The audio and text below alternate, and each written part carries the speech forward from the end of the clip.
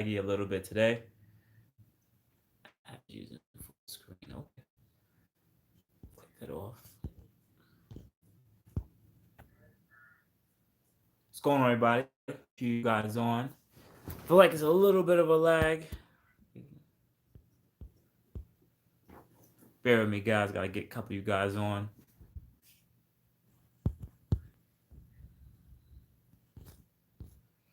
Come on. Gotta get a couple of you guys on. This is weird. Okay. Okay. Okay. Bear with me, guys. I'm just trying to get you guys in the chat. This thing is acting a little funny, this phone. I know, I couldn't even get this stuff together. As you guys come in, just, shout out where you're coming in from. Hope the best for you guys. Hope you guys are having an amazing, well, I don't know. Tanner, what's going on? Yeah. What's going on, man? Guys are trolling me. What's going on, everybody? What's up, everybody? Happy Monday. As you guys come in, hit the like button. I'm over here fighting settings. I'm over here fighting settings on this right now. It's acting kind of funny. I don't know why it's acting this way. Okay. Okay, cool. All right, got it together. Got it together, guys. Sorry about that. As you guys come in, hit the like button. There might be a little bit of lag. I've noticed there's a little bit of lag in my service right now. I'm on an Android right now, so that's probably that's probably why it's messing up. Coming back, I'm here. All right, the Android is messing up. Guys, let me know how does it sound? If it's lagging too much, let me know. Let me know. Bear with me. I don't want to really be on that too much. I'm on an Android. That's why it's lagging like this. Like it's terrible. As you guys come in, hit the like button. I'm gonna hang out with you guys on a Monday, and gals, because some I do have a few women on here, like 3 that come on here. Is it lagging really bad, guys? Sound quality is good. It's okay. Okay, cool. All right, so, but I feel like it's lagging a whole lot. This is so weird. All right. Can't do nothing about it. Yeah, it's lagging a bit. I'm not liking it. Let me see. Let me go see how it is. Bear with me before I start asking questions, guys. Let me just see how it's looking here over here. Let me just see how it's looking here. Right. It's a little laggy, yep. Right. An hour. Answer some of you guys' questions. Let me put the live chat up. Put the live chat up. All right. Now, let me start from the back. Shout out to everybody in the chat. Shout out to everybody on a Monday.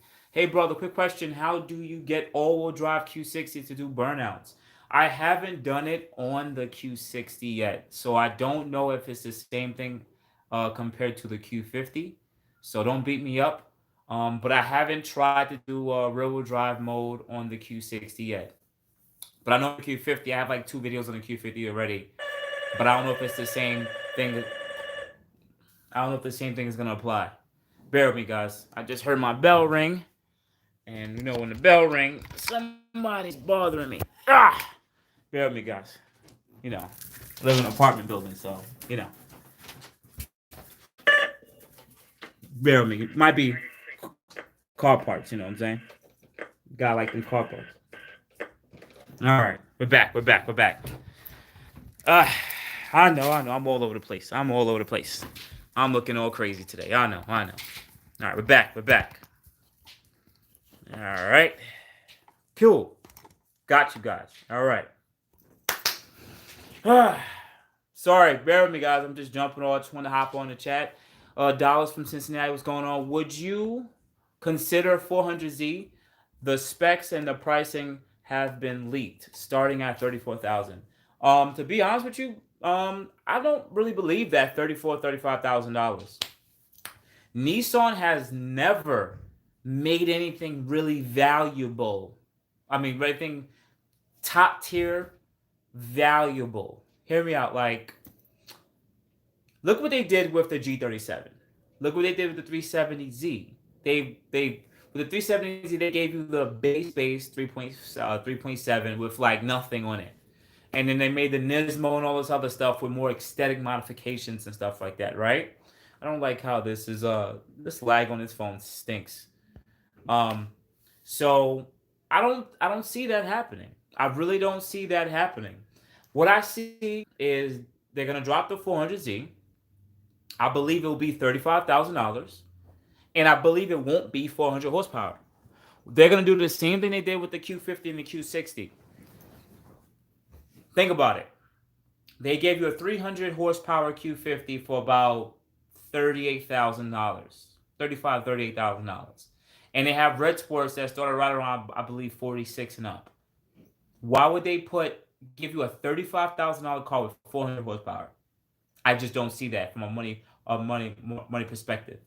I think they're gonna give you guys a 300 horsepower version at about $35,000, and then once you option it up, that'll probably crust over that $40,000. If you want the 400 horsepower plus 400Z, I can see that right around that low 40s, mid 40s to compete with the Supra. I see that happening. So that's my honest opinion. As you guys hit the chat, please bear with a little bit of lag tonight. So just bear with me. I'm gonna have to switch over to the other phone. Well, I'm gonna stay on this phone, but I'm gonna switch over and answer questions on my iPhone. Okay, so bear with me. All right. He said, all right, Los Angeles in the chat. What's going on? Lock. Okay, what's going on? What's the first mod you would recommend doing on the Red Sport, bro? Alex, most people do heat exchanger and do a lower downpipes if you want to do your first modification. But if you guys aren't, let's say, finance, let's say it's a lease.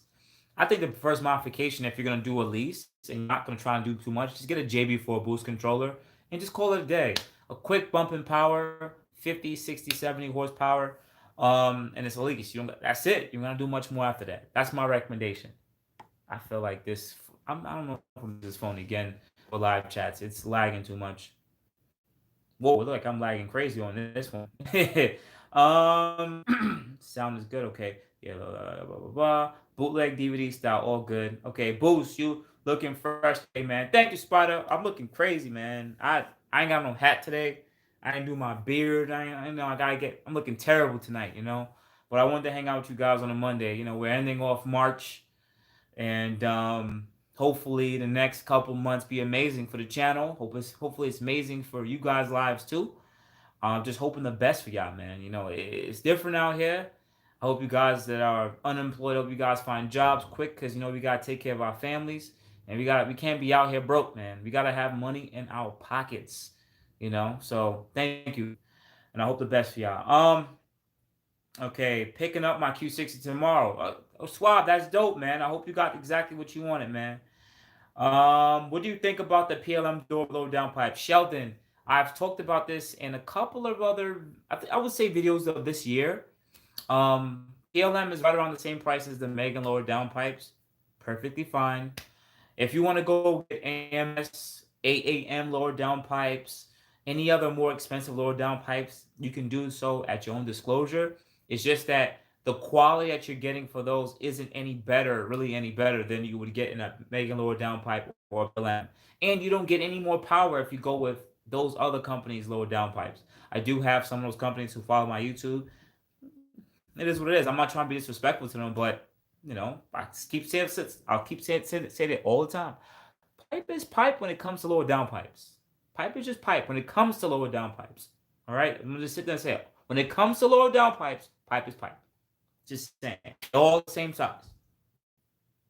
When are you going to have a car meeting so we can meet up in person? Alan, to be honest with you, well, anybody who follows me, I live in Brooklyn, New York. And a lot of people have been wanting to have a tri-state meet. I really haven't done anything like that within the last year as the channel continued to grow. But lately, New York City's not liking car meets. And if you guys haven't been noticing, the nation isn't liking car meets. A lot of the Mopar gang has really messed it up for the car culture. They'll have these street takeovers, and they'll take over her intersection of street and just do burnouts and spins. One of my boys, he does it. I love his car. I love what his group does. But yo, it's getting really dangerous, and it's too much people. Sometimes too much people. People are doing no hesitation, crashing their cars, killing themselves, killing other people, hurting other people, crashing their Q50s, bringing up the insurance rate. I like the idea of it sometimes at the start, but now it's just getting completely ridiculous. So I'm aiming to have a car meet at the shop at All Out Motorworks in Long Island. I did that before last summer, right around August, and it was a good meet. I think about almost 100 cars came throughout the day. So we're probably gonna try to have like a spring, event that we want to have over there. If not, we were talking about maybe doing something at Lincoln Tech. They used to throw like a Mother's Day event at Lincoln Tech every year. With the last 2 years they haven't done it, but they may consider doing that this year. But we'll wait and see. But we're looking to have a car meet or just an appreciation meet somewhere in May. All right. If you guys are watching, just get the mics up. I got 36 of you guys watching. We hanging out. Say what's up, man. Come on. Get the mics up. Okay. Which one is better? Red Sport tune? Okay, wait. Which one is better? Red Sport tuned, which is faster? Brian, you're confusing me with that. I want to get a Q60, but kind of scared of the turbo and belt issue. Isn't any years that doesn't have these issues, and what mileage? The belt issue is just a belt, bro. It's a serpentine belt that all cars damn near have a serpentine belt. It's just that on these cars, it seems that they fail a lot quicker. So you would usually have squeaking noises coming from the belt consistently, and it takes time. Some people don't really hear it because they have exhaust or intakes or something like that. They just don't hear it. But when the belt pops, it can cause danger. Sorry, it can cause damage to other sensors and harnesses around it. My recommendation for you guys to deal with that is just don't get afraid of it. It's a $60 to $70 part. When you hear it squeak a lot, just change your belt out. I've made 3 videos, I think, on changing that part already. It's one of the common problems that happen. I would say maybe mine started squeaking like every 7 to 8 thousand miles. I don't wait till it gets really bad. I just change it. Some people don't change his belt. They let it get bad. They'll drive on the OEM belt for about 20, 30,000. Like change his belt. It's a maintenance item. The turbo issue really isn't as bad as you think it is. Most of the people who really had catastrophic failure of their turbos beat on their cars. Most of them guys beat on their cars, or they never check their oil. We don't have Mercedes or BMWs where you don't have an oil dipstick. Like we have that. Check your oil. It's a turbo car. Check it. So my recommendation, just look for lower mileage. That's perfectly fine. And just check your oil. That's it. Do an exterior. If you can, take a look under the car. The turbos, you can actually access them or see them from under the car. You can be able to see them. As long as they're not leaking externally, and you check the oil every 2 weeks, you should be perfectly fine. I don't think you should be scared of something because even though you might feel this way about this car, what if you want to go to get a GTR, or for the people who want to get BMWs or Audis with turbos? You're gonna still deal with the same thing. Turbos don't last forever. So I would always sit there and say, just jump the gun and go and get it. Just try to find one you like and just commit to the purchase. I bought the boostinmotion blower valve kit. Your links. I bought the larger blower valves you got and got the concept G. I effed up, didn't pay attention, so now I have both. Why did you? Wow, damn, Raphael, man. I'm sorry, man. Damn, you bought both, but it is what it is. Try to see if you can sell it on OfferUp or on Facebook Marketplace. There's plenty of Q50, Q60 people that's probably within your mileage, vicinity. I was thinking they would 400 horsepower for the 34 price. I think it would make sense being a Nissan. Okay, cool. They're in the Z. I think that was a bit affordable. Okay, so the Z I think has always been an affordable sports car with a good bang for its buck. Question mark. Is the assumption correct? Not really. I believe a lot of these sports cars, entry level sports cars, got a lot more expensive compared to the last 20, 30 years. They got a lot more expensive. I mean, even the price of cars. It's just me talking right now. I know I may sound a little crazy for this, but I think prices of cars shouldn't have gotten this expensive compared to 20 years ago. As manufacturing got better, I have to spend money on manufacturing, but You do this stuff to make it more efficient and more cost effective. But our cars have now are really more and more expensive because they put electronics in it. I get it, but at some point, like these cars should not be this expensive. Like use example, right? Like you can get a Toyota Camry for relatively cheap. Love the cars, good cars. But then, from the same factory, they make Lexuses. You make Lexus cars. And those cars could be almost double the price for like the same size. Double the price. They didn't use anything special in their leather. Sometimes it's the same leather seats or leather seats that you get in a Toyota Camry. You get in your Lexus or IS. Why is it almost double the price? I think a lot of these car companies, they just really spend a lot of, they take a lot of our money. They don't really reinvest it in trying to make it more cost effective. That's why I like Teslas. They reinvest their money and they want to make the process of getting a car really easy and cheap, easy and efficient. But they also try to make the cars more cost efficient, and because of that, they pass on the price to you. They don't jack up the price because they made a better they make the cars more efficient. So that's just my little rant. So I think that these cars, if they make the 400Z, like I said before, if the 400Z is $35,000. Make it the 300 horsepower version. That's it. Most people would jump in that at an entry level price because that's a really good price for a Z car. Most people know how to JB Ford or tune it or whatever. And then give the people who want the 400Z, the actual 400Z, give them the nice numbers. Give them the 400 horsepower. Give them 450 horsepower. That car could come with 450 horsepower, damn near 500 easy. Especially if they give it some revised turbos and cooling, be perfectly fine. And I think people would definitely pay the $45,000 for a 450 horsepower 400Z. Or even if you give it a Nismo, give it some crazy Nismo where it touches like 500 horsepower, upgraded turbos, and a 6-speed manual, and make it $50,000. People will buy it. Okay, I'm really ranting. Ba, ba, ba, ba. Hey, Boo, what's up? What's your thought on the updated dipstick? Oh my god, I never made a video on this. Jose, I apologize. I still never made a video about this, but there was a recall for anyone who's watching. If you have a VR30, doesn't matter which one, we've had I say I don't know if it's a recall or a TSP, but our dipsticks that check out oil is too short. So every time we're reading our cars, amount of oil in our cars, we're actually about a half a quart empty, if you know what I mean. So now, basically, whenever you go get an oil, you should be putting 6 quarts of oil in your car. Yeah, that's for any VR30 from 2016 and up. 6 quarts of oil, not 5.5 or 5 and I think it was 7/5 or I can't remember. I think it was 5.5. So you guys gotta put at least 6 quarts in. Just want you guys to know that's watching right now. Tell a friend and tell a friend. Okay, shoot, love. Okay, 340 or Q60. Those are two different cars. Green. Two different cars. You got a 2-door coupe and a 4-door car. You should have asked me 340 or Q50 because I've had two Q50s. I haven't owned a 340, so I'm not an owner. I definitely like what the platform stands for. I like the B58, like the ZF, and to be honest, it's just the better car. That's it. To me, the 340 is just a better car when it comes to drivetrain. I don't know about long-term ownership. To me, I still think the Infiniti Q50 looks better, even though it is more dated. I do like the M340i. I think that they've made it looks really sporty.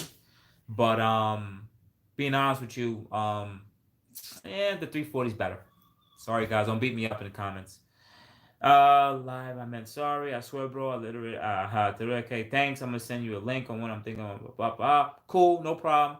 I really wanted to do it. Okay, cool. Do you think the Q60 will benefit from the 400Z? No, I don't think the Q60 is gonna benefit from the 400Z at all because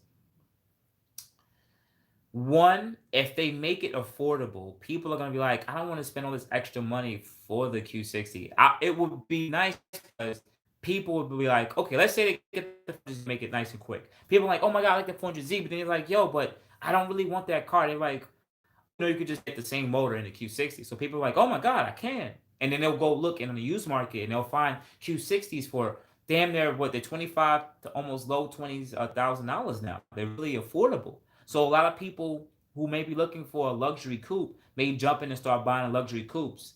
That could be something that could happen, and or the Q50 too. But it all depends on the buyer. For people who like to lease and stuff, they may not consider that car because that car been out for quite a long time. But people are still going to the dealership buying 2021 Q50s right now with the narrow gray color. They're going to go buy those cars out just like that. So you never know. We'll just have to see what the market what tells us. Okay, cool. Bear me, guys. Interested in the Q50, but worried in 2-3 years they'll release a new generation and the value of this current gen will plummet to sub 15. You think it's worth waiting or suck it up and spend 25 now? Kev, to be honest, that's a good question. Anyone who's watching right now, please hit the like button. I really appreciate it. Got 41 of you guys watching. So Kev asks, should he purchase a Q50, right? It's a good question though. Should he purchase a Q50 now for about 25K?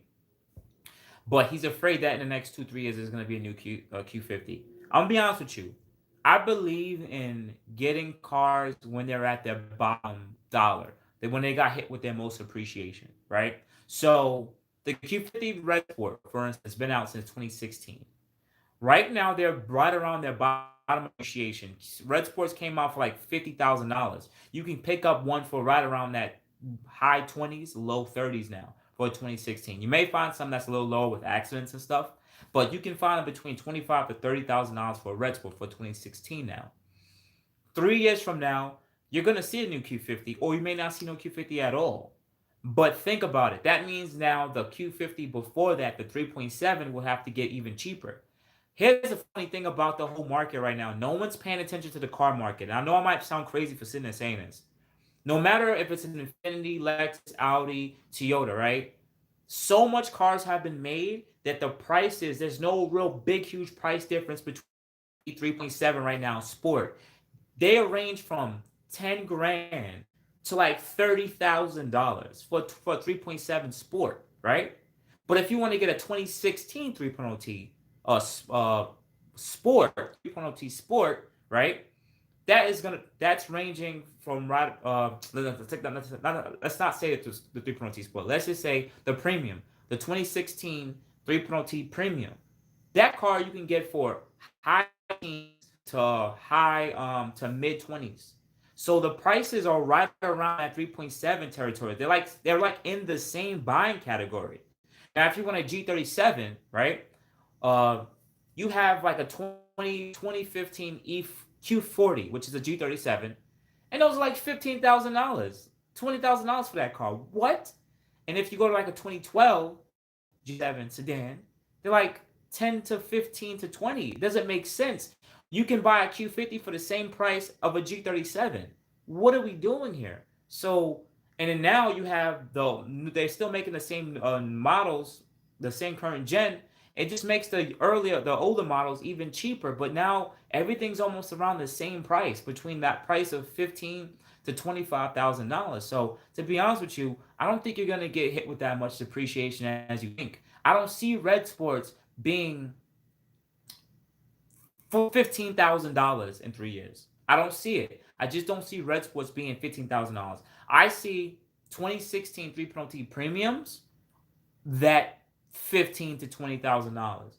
I believe the Red Sports may hold a bit of value, and I believe that they got hit with their most amount of depreciation. This is just my honest opinion, and this applies to almost any car when you go with the top tier level. Even though I always make the Red Sport versus 3.0T Sport joke, but the top tier trim usually fights that value and holds on to it a little bit more. You might get the car for $25,000, but in 3 years it might just be worth 18, 19. Ooh, that's not bad compared to the 3.0. Someone might go get a 3.0T premium right now for 25, but in 3 years it might be worth 15, damn near 12. It might go really low. But then if those are that low, I could just imagine what the 3.7 Q50 would cost, or a G37 sedan.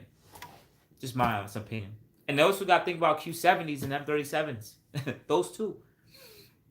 Yeah, I'm always on a little rant there, guys. I'm sorry. Don't beat me up. I like that question, though. It's dope. What's good, boo? Shout out from the Bay Area. Shout out to the Bay Area, Cali. Question about E30. I haven't installed my flex fuel kit yet, and our tanks to 20 gallon. I can only fit 18. Do I calculate off of what? You're supposed to drain the tank or let the tank go almost empty. When it's almost empty, then you either fill up. If you're trying to do the E30 mix, it's either 4 gallons to 18 or whatever. I can't remember exactly the number, but it's E30, 30% to your full tank. What I usually do when I used to do it is I would just put the 4 gallons when I'm almost on full E, like low, and then fill up the rest on 93, or in your case 91 in your case. When you're 93, you don't have to add as much E85 because then you'll start pushing above that E30 mixture. But that's my recommendation. You just fill up, start from when you're almost E, like your double lines, and you're a little bit lower than that. That's the best way to always remember and calculate it. And then make sure that you run the tank empty, because if you run the tank halfway empty after that, right? Then you try to follow the same mixture, it's going to throw you off, because the more and more E that you add to the tank without using it, the higher that concentration is going to keep going up. But once you get the flex fuel kit, then you'll know. So it's like, just put the flex fuel kit on. Okay, cool. Did you see Martha Fang get gapped by that GTR? No, I don't. I didn't see it. Soho Don, but it's a track. You know, his car is 1,000 wheel horsepower. He can't do digs. He probably tried, but he won't be able to hang out with a lot of all drive cars on a racetrack anymore. But I bet you if he did a road race, that GTR would have to sell it. You know. Boost. My Q50 has 71K. I'm a month from getting it tuned. Should I replace the spark plugs? 100%. They're probably the original spark plugs. 100%. Change the spark plugs. Two, 91 octane blower valves, frozen boost, K&N, any horsepower. Okay, well, 91 fuel, and you don't have no lower downpipes, and you don't have no heat exchanger. I don't think you should get tuned. I don't think you should get tuned at all. What are you doing? You don't have no heat exchanger, and you don't even have no blower valves. What are you doing here? You're not gaining no power. You might as well just throw a JB4 in the car at that point. Just being honest. Because it's like you're wasting your money. You're going to get tuned. They're going to keep your boost like on 16 PSI, 15 PSI. You're on 91 fuel and no heat exchanger. Your car's going to make like high 300s to the wheel, and then it's going to sharply drop off after 55 or 5,000 RPM, because your car is running into heating issues. It's not flowing its best because you have no real exhaust or anything like that. And it's 91 fuel, so high 300s at the most. Raphael, no downpipes, no exhaust. Oh yeah, I'm in Cali, can't go nuts with downpipes still. You know what some people do in Cali? Oh, shout to Sean. A guy. He's part of the page. What he did was gut out his lower downpipes. He just gut them out so that he can pass, I guess, the visual. He just gut them out. That's just what he did. In a way, it does increase performance. There's no more cats inside of it. So that's an old school thing I did on my Matters too. You just gut out your cats. I think it's like cancerous, but just gut them out and then call it a day. Well, don't gut out the upper cats. Just gut out the lower cats. Give it a shot. Look it up. I'm Cali. Okay, cool. Assuming that they revised the parts. Okay, I guess he's answering his. Okay, I'm in Cali, bro. Is it worth it to put a STILLEN supercharger on a 3.7? And how much would it cost? Would it compete with the 3.0T? To be honest with you, I don't have that much expertise at answering this question. Is it worth it supercharging a 3.7? Yes. But it has to be done right. So, help my boy Enthusiast POV, right? Enthusiast POV. Once again, Enthusiast POV. Hit up Texas. I forgot his name. It's Eric. I forgot his page. He has a 3.7 Q50. He has 1,000 horsepower Q50. Hit him up. I think he also has an Instagram. Hit him up. He has YouTube. Hit him up. And hit up my boy Double R. Not Double R. Like his name is Double and then 2 R's. He has a supercharged Q50. And finally, hit up Carazone. He has a supercharged 370. So those 4 people have supercharged 3.7s from a G37 from a 370Z to a Q50, and they have well more expertise on getting it done and done right. So if you just purchase the STILLEN kit and throw it on your Q50, it's not going to be that quick. But if you do it right and get it done right with the right supercharger, the right blower, the right pulley, you're gonna gap a lot of modified 3.0T on stock turbos, even on upgraded turbos. Um, when the supercharger is done right on the Q50 37 and G37 pump, those cars are gonna your car should be making between 550 wheel to maybe 600 wheel when it's done right on 93 fuel. Of course with bolt-ons and stuff, but that's good. Most bolts on Q50s, Q60s, on stock turbos are only gonna make like 450. That's it. You're gapping this all day. Hopefully, I answered that question good enough, man. I have fold downs. Okay, cool. Blah blah blah. How much for the blow valves? Okay, look. I don't know if okay. Look at my dyno video. I'll see what man. Okay, cool. Jay, don't do it, bro. I'm going to end up doing the R93 members. Bear with me, guys. I'm just running through the questions and seeing what. Hopefully, I don't miss anything. Okay, cool. Thanks. Hit you up. All right, blah blah. All right, speed code like speed coaches. Okay, cool. Blah blah blah blah. Thank you guys. I like that you guys are connecting in the chat. Like this is dope, and I love this community because of that. Like it's like we really bang with each other. You know what I'm saying? Like other communities don't seem like they have that love, man. You know what I mean, guys?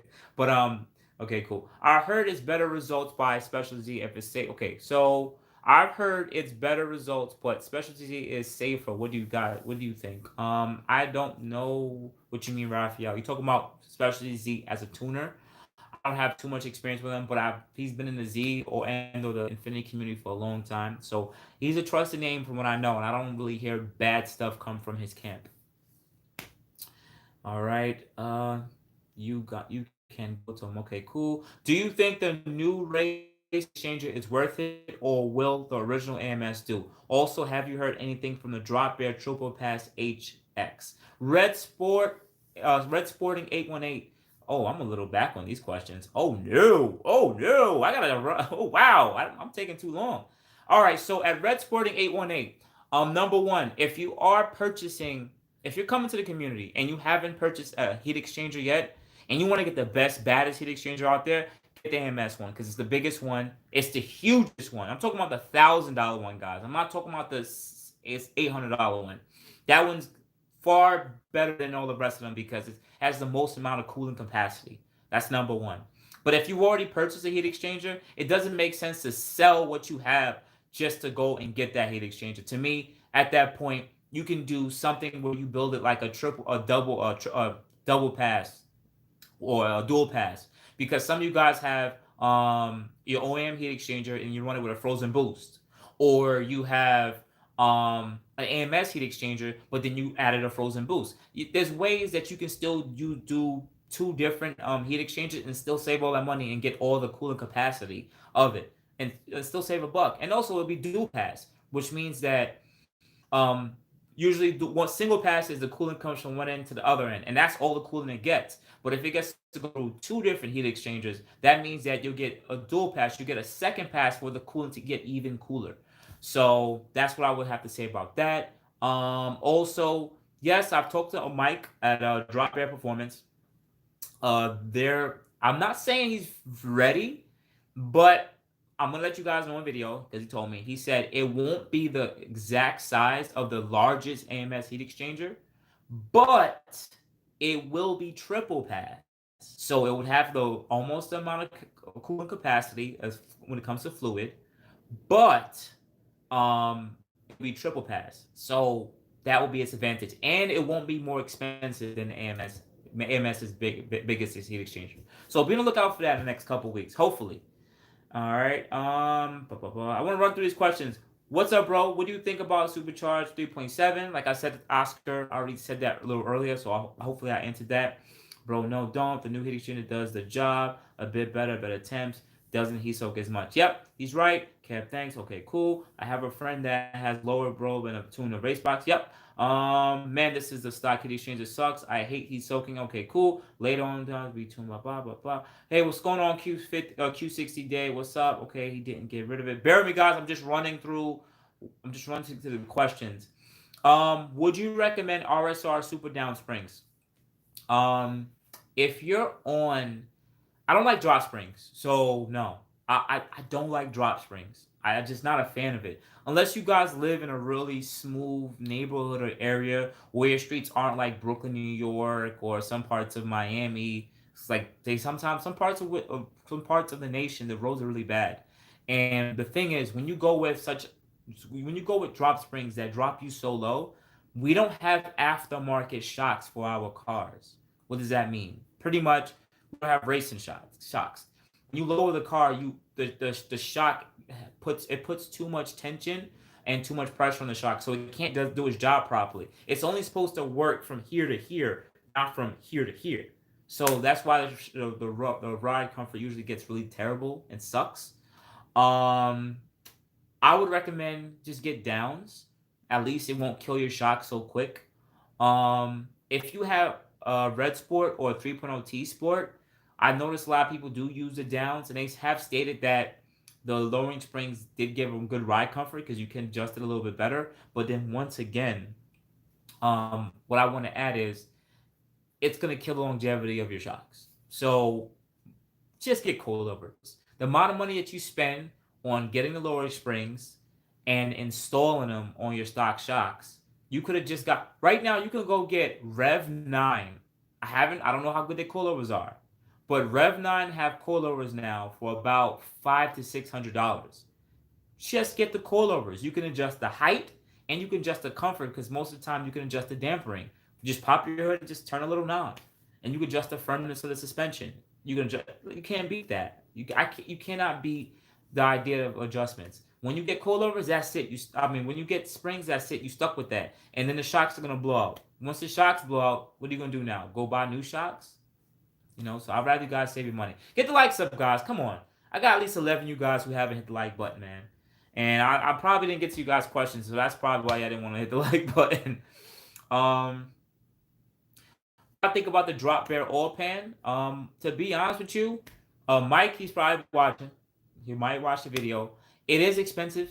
It's an expensive piece, but I can sit there and say the same thing about AMS. Whenever you're the only company making a part that for a specific platform, you can call the price. But also, to be fair to AMS too, it also depends on how much it costs in R&D. I believe he 3D prints or CNCs these billet pans, so it is especially job. You also add about I think another half a quart or 2/3 of a quart of oil to the system, which is good.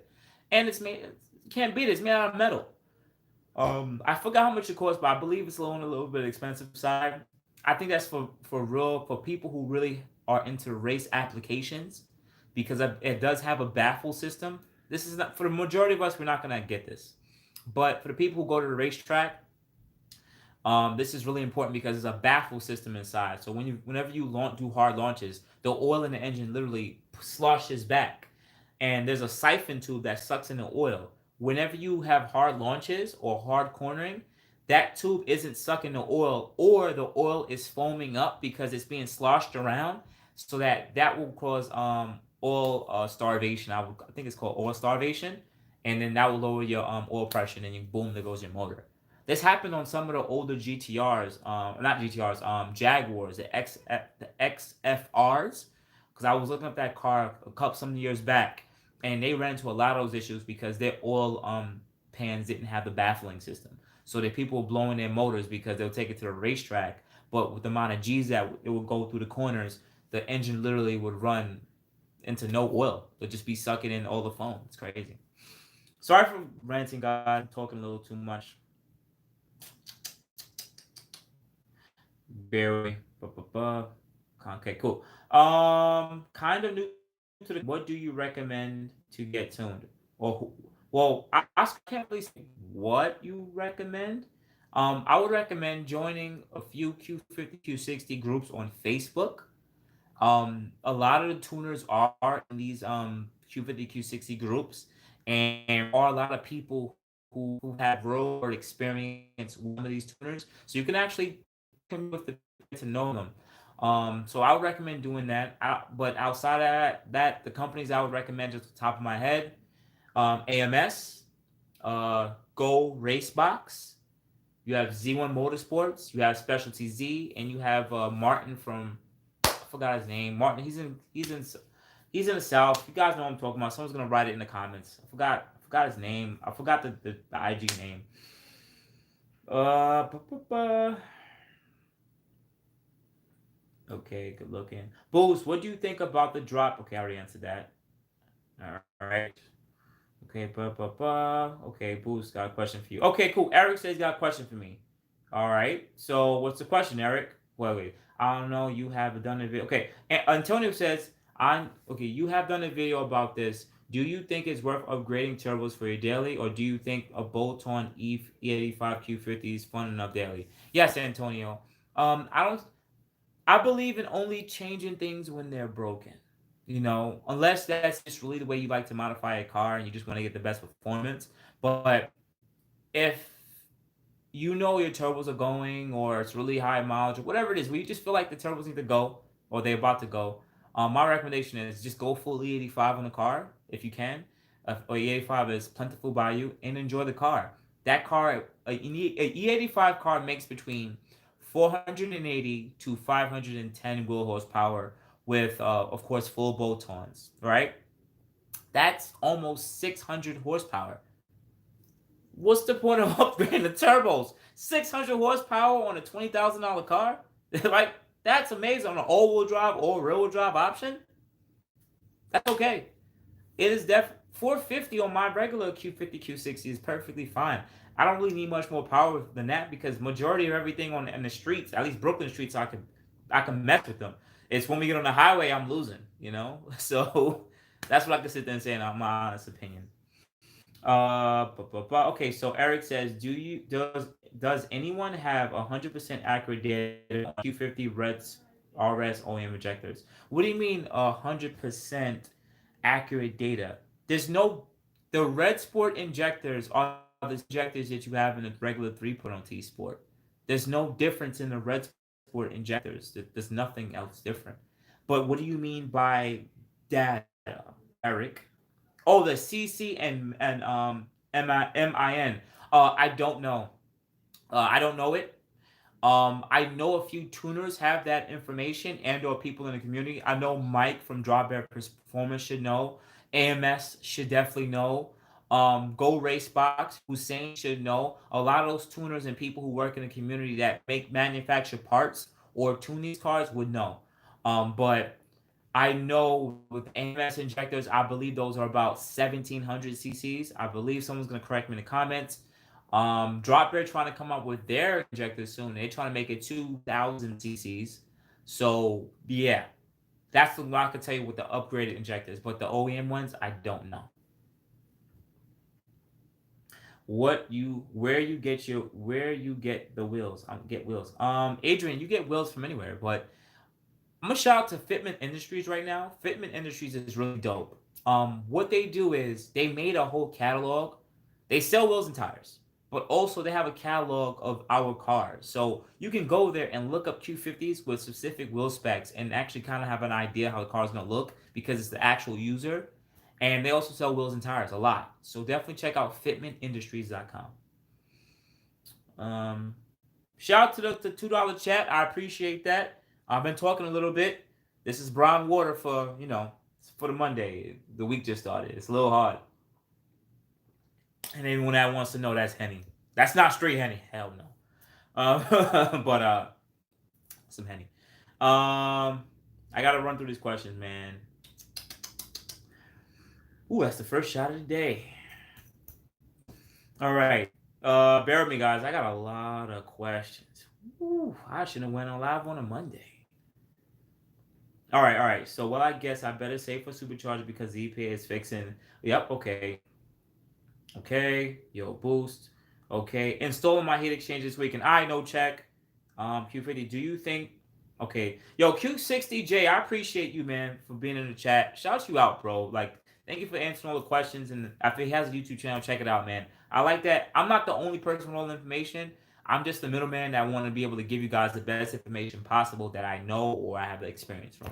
But it's nice to know that I have other people in the community that want to help everyone else out too, man. We gotta stick together.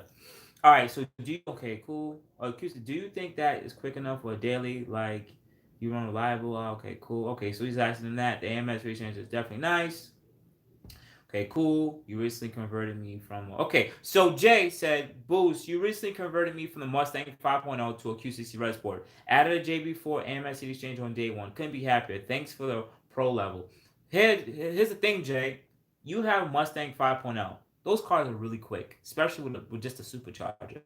And you just got a little, I'm going to hate to say little, but you just have a simple boost controller. Start putting a little bit of modifications. Put on lower downpipes, choose a nice CATBACK if you like, and get a full-fledged tune. You're going to see how quick these cars are just on regular pump gas. They're really quick. Maybe not as fast as a supercharged Mustang, though, but they're really quick. Shout to you, man. Man, how can I beat all-wheel drive Qs with my rear-wheel drive Q60 full bolt 2085? Q60 day. To be honest, you can't. From dig races, you can't. You just can't. Unless you're at a track with, let's say, NT05Rs or full drag slick, you really can't. Like, that's it. The traction is always a thing. Like, so you gotta hold that. Get your car in and get an all-wheel drive. All right, that's probably the route. You could get away with E30 and get. Okay, so no check set. Okay, the young guys already answered the questions. Yeah. Okay, bear with me, guys. I'm going through it. Antonio. Okay, how driving mod. Okay, cool. All-wheel drive. Okay, cool. So, question here is. Oh my God, yo, Boost. Are lower downpipes and JB4 good or not worth it? So Daniel says, are lower downpipes and JB4 good or not worth it? They're worth it.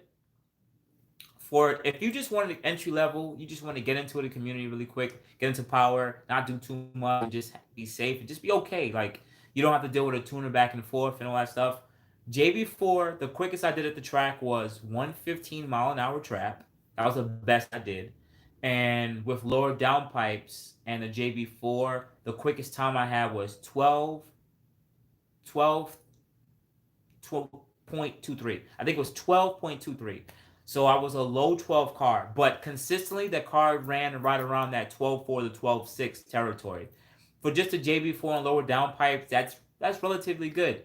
I mean, with a little bit more bolt-ons and a tune, you'll get more into the high and mid 11s, which is a totally different car. I was trapping 120, 118, and 121 with full bolt-on 93 tune. So that is a different car. But for what it is, 113 and 115 trap speed is pretty decent for what it is. But you're not beating like M4s and stuff like that, like stock M4s. Those cars are just gonna beat you. They're gonna be faster. All right. Overdrive if you plan on running before those cases if it sucks. Blah blah blah. Oof oof oof. Okay. Blah. Overdrive. Bear with me, guys. Okay. Blah blah blah. How you liking the Q60 better than the Q50, or are they both good? But okay, cool. All right. So Garcia asks. I want to make sure I didn't miss anybody else's questions. Okay. So Garcia asks. Do I like the Q50? The pros and cons. Okay. Well, Garcia, I just dropped the video on Sunday, and it was comparing the Q50 to Q60. So I don't know if you saw that video, but I'm not gonna go deeply into it. But just so you know, I still prefer my four-door cars. I love four-door cars. They're more versatile. There's more storage space. They're more chill back and lay low type of cars. But I do think the Q60 is a better looking car though. But I do prefer the Q50. But definitely go check the video out. It's like 18 minutes. For anyone who's watching, I dropped the video where I compared the Q50, Q60 real time. I have both cars next to each other. And I talked about the ownership of having both and the things that you would only know if you're an owner, not a reviewer, like an actual owner. So definitely go check out those videos, guys. Okay, Eric is talking about does not provide on. No, but they told me AM. Okay, cool. How you like the Q6? Okay, cool. Do you get gains? Okay, so do you get gains from lower downpipes with a JB4? I feel like with no JB4, I feel it with no JB4, but it will, but it. Okay, so Daniel, what you're saying is, do you feel any gains with lower downpipes? So the best way I can explain this is this. Because you remove so much back pressure off the turbines, this allows your turbos to hit their peak turbo boost targets a lot quicker in the lower RPM. So rather than it going like this, it's like this.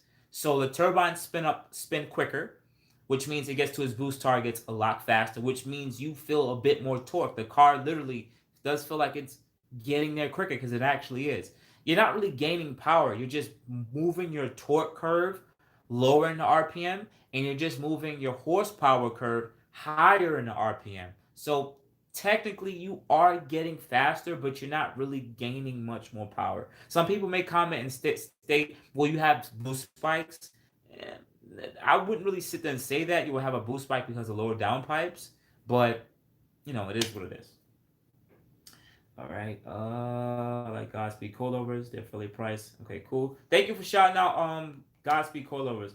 Race box. Okay, cool. Blah blah blah blah. Like spec. Wow, that sucks. Feminist have the video showing the wheels that fit Q60 nicely. Hitting the calipers. Ouch. Dutch works are up there too. Okay, cool. Okay, so Dutch work is 1700. Okay, cold places before ordering exhaust. Looking for the potential gamer. Guys, you guys are really chatting in the chat, man. I appreciate this. But I'm just trying to get to the questions. Okay, cool. Hey, Boost, just installed my lower downpipes, Infinity AXLEBACK, and Megan Low Racing YPIPE. However, the piping is way too small. Any suggestions for the mid-pipe? I believe two companies make a mid-pipe. Tanambi makes a mid-pipe upgrade. And I believe Revel, either it's Revel, I think it's Revel. I think Remark or Revel makes a mid-pipe for these cars. I noticed that Rev 9 doesn't make their YPIPE mid-pipe combo. Maybe they're out of stock. I'm going to keep looking. But it seems that Rev 9 doesn't make their YPIPE mid-pipe combo anymore. So I have to double check that. I would recommend going with that and just selling the Meg and lower downpipes if you could find it. But I believe Tanambi sells a mid-pipe, and Remark. It's either Revel or Remark. Sells a YPIPE. Upgraded YPIPE fuzz. Those injectors you've seen. Hey, thanks for the warranty. Hey, thanks for your warranty void turbo boost versus okay. Okay, so he says have a Q50 with low miles. If I go to dealer, do you bother removing fuel and wastegate wires also from the car? Yes. Listen, if anything is I have Infinity advisors, salesmen, and probably other people who work for Infinity who watches my channel. And I sit there and say, take the stuff off. They'll tell you take the stuff off. The thing is, if you leave certain parts in your car when you go get, your warranty work done, they're gonna see the stuff there. Depending on your service tech, they're gonna notarize it. So if you come there with blow valves and different type of intakes and exhaust, they notarize it. So later down the line, let's say a year later, you blow your motor. They're like, and you took all the stuff off. They're like, yo, we saw all this stuff in your car a year ago. We notarized it, and they can literally just sit there and say, no, we're not taking care of your car because you had these modifications on it. So like I said in my old videos, and I'm not really saying it too much in 2021 is, don't go home with the used condom on. Take it off, throw it in the garbage, flush it down the toilet, throw it out a window. I don't care. Don't do that. Some people don't like that. That's being fraudulent. But I just want you guys to protect yourself. That's all. Is it safe to remove? Okay, cool. We'll definitely check out the video. Okay, cool.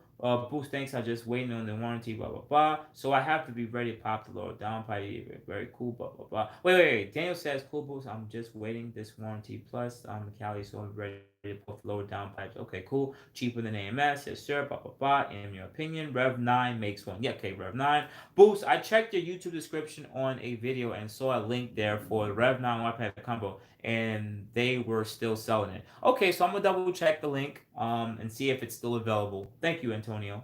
All right, cool. Wow, I made it right to the end. Wow. All right, so I caught up on some of those questions. That's great because I feel like I talk too damn much.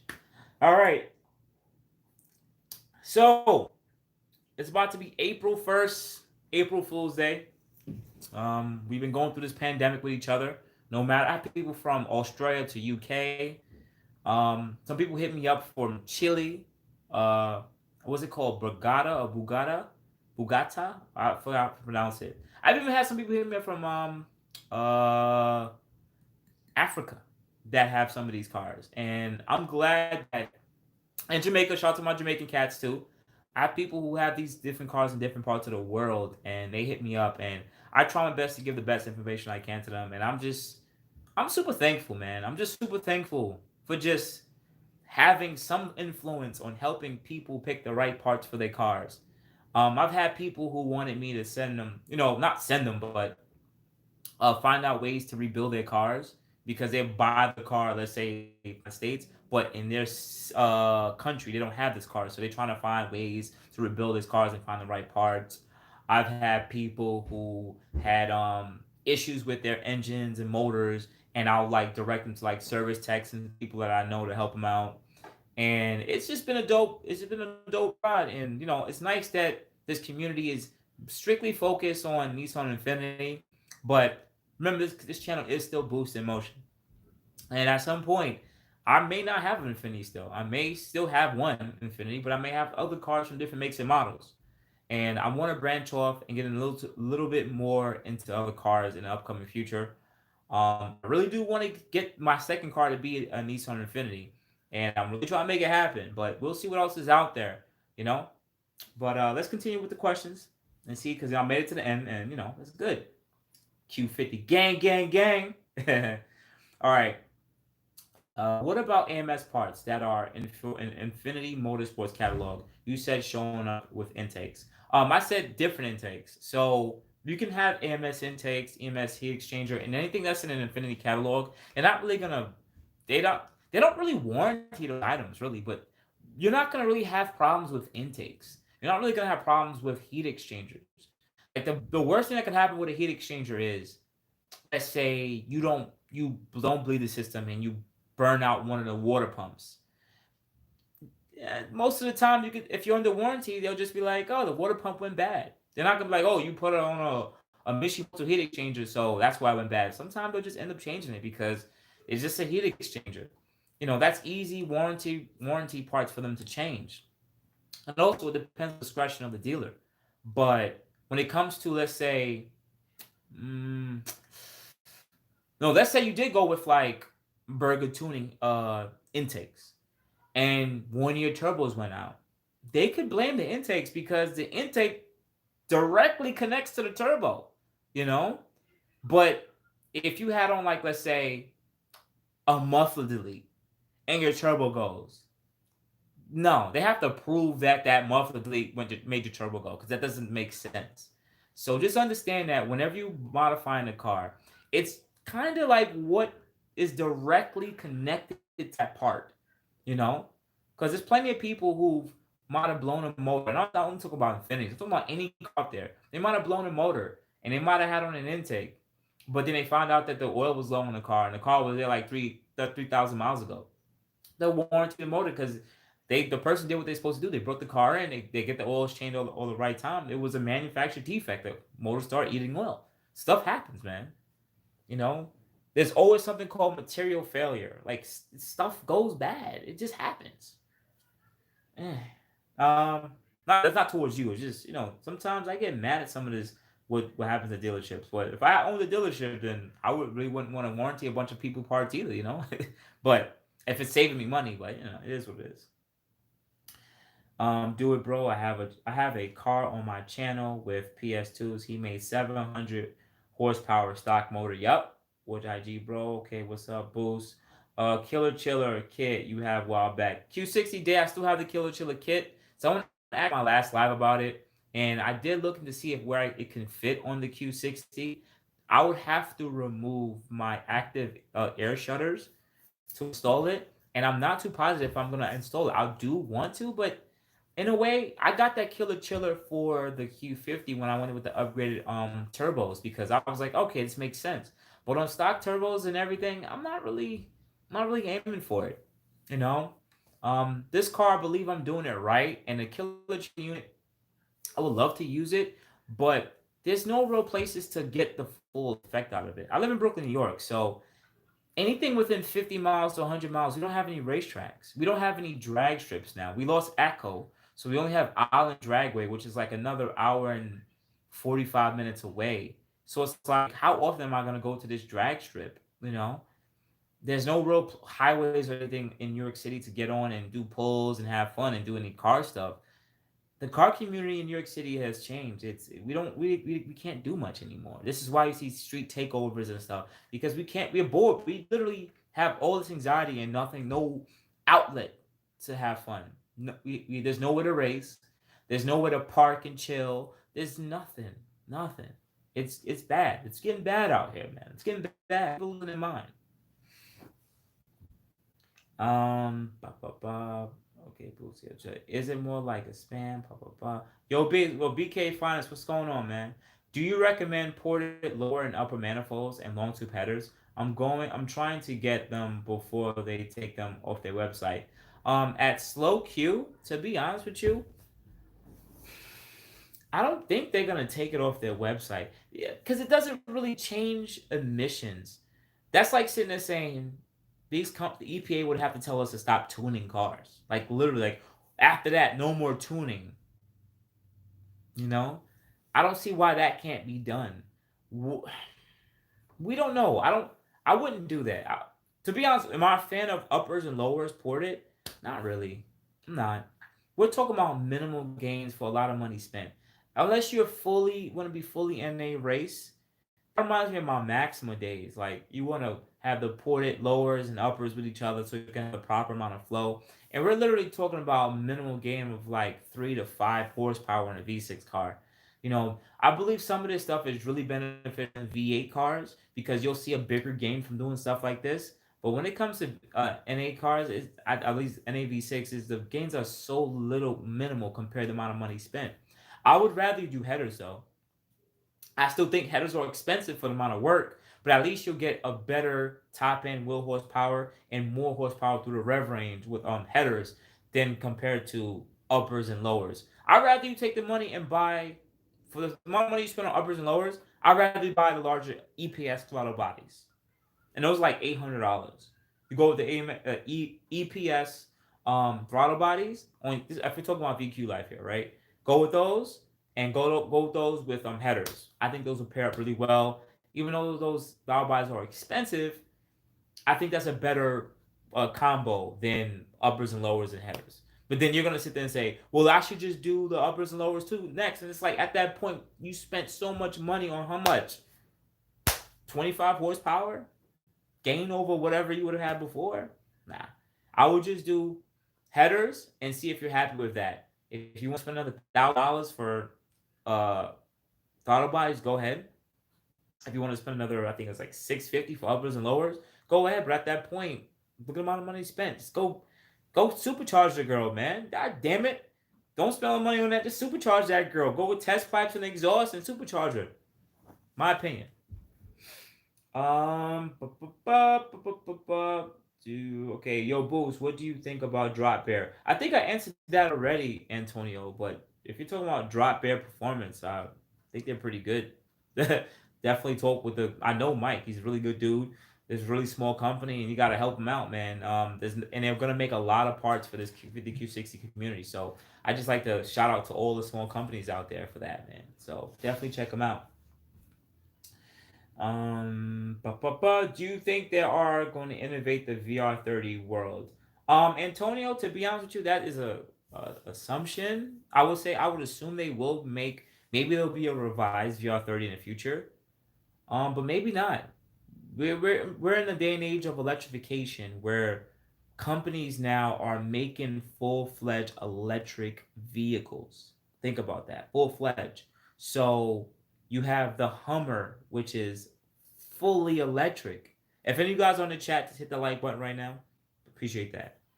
They make a fully electric Hummer right now.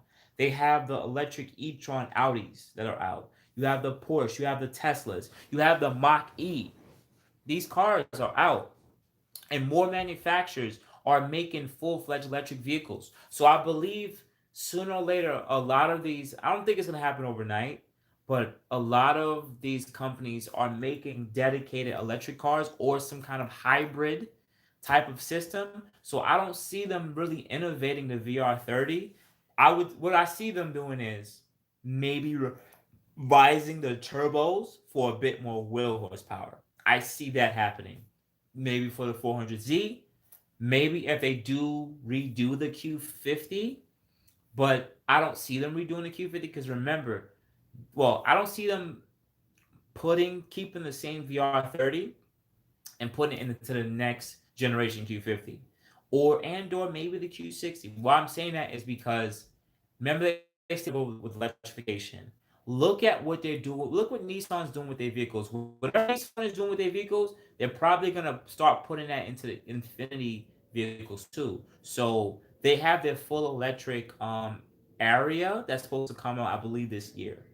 So you might see either a full electric Infinity vehicle crossover soon, or something that's a hybrid vehicle.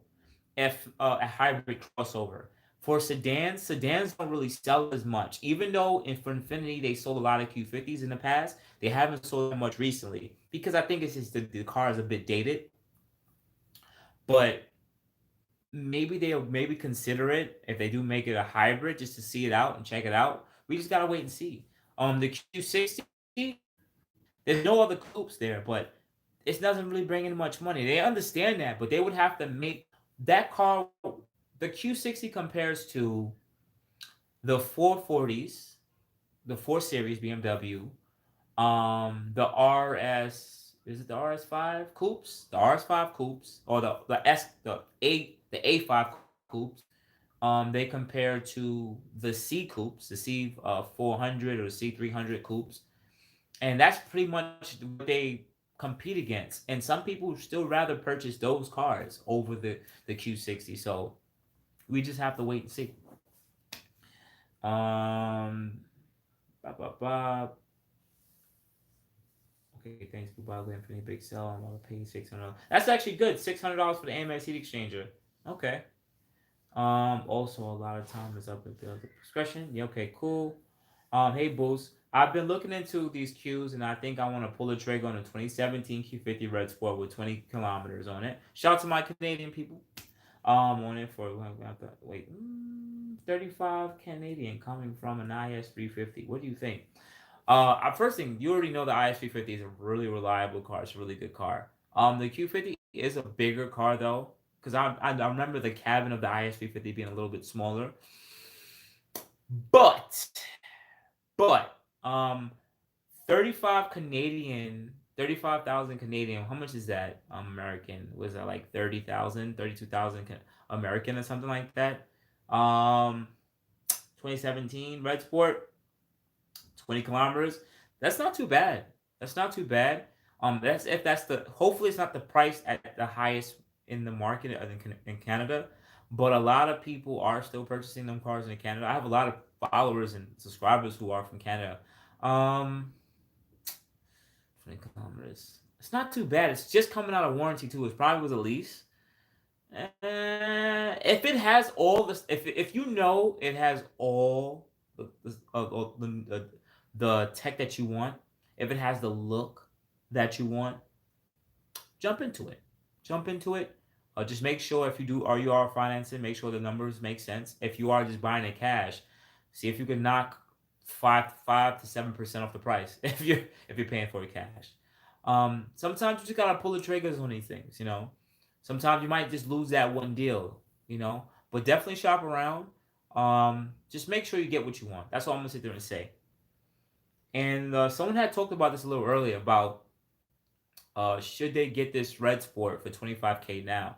And I said, don't worry about the depreciation because these cars got hit with the most amount of depreciation as of right now. Understand you still have the 3.7 Q50 that's out in the market, and you still have G37s, and they're all right around the same price. So I don't see a Red Sport being $15,000 in 3 years. I just don't see it. I'm USD. I just don't see it.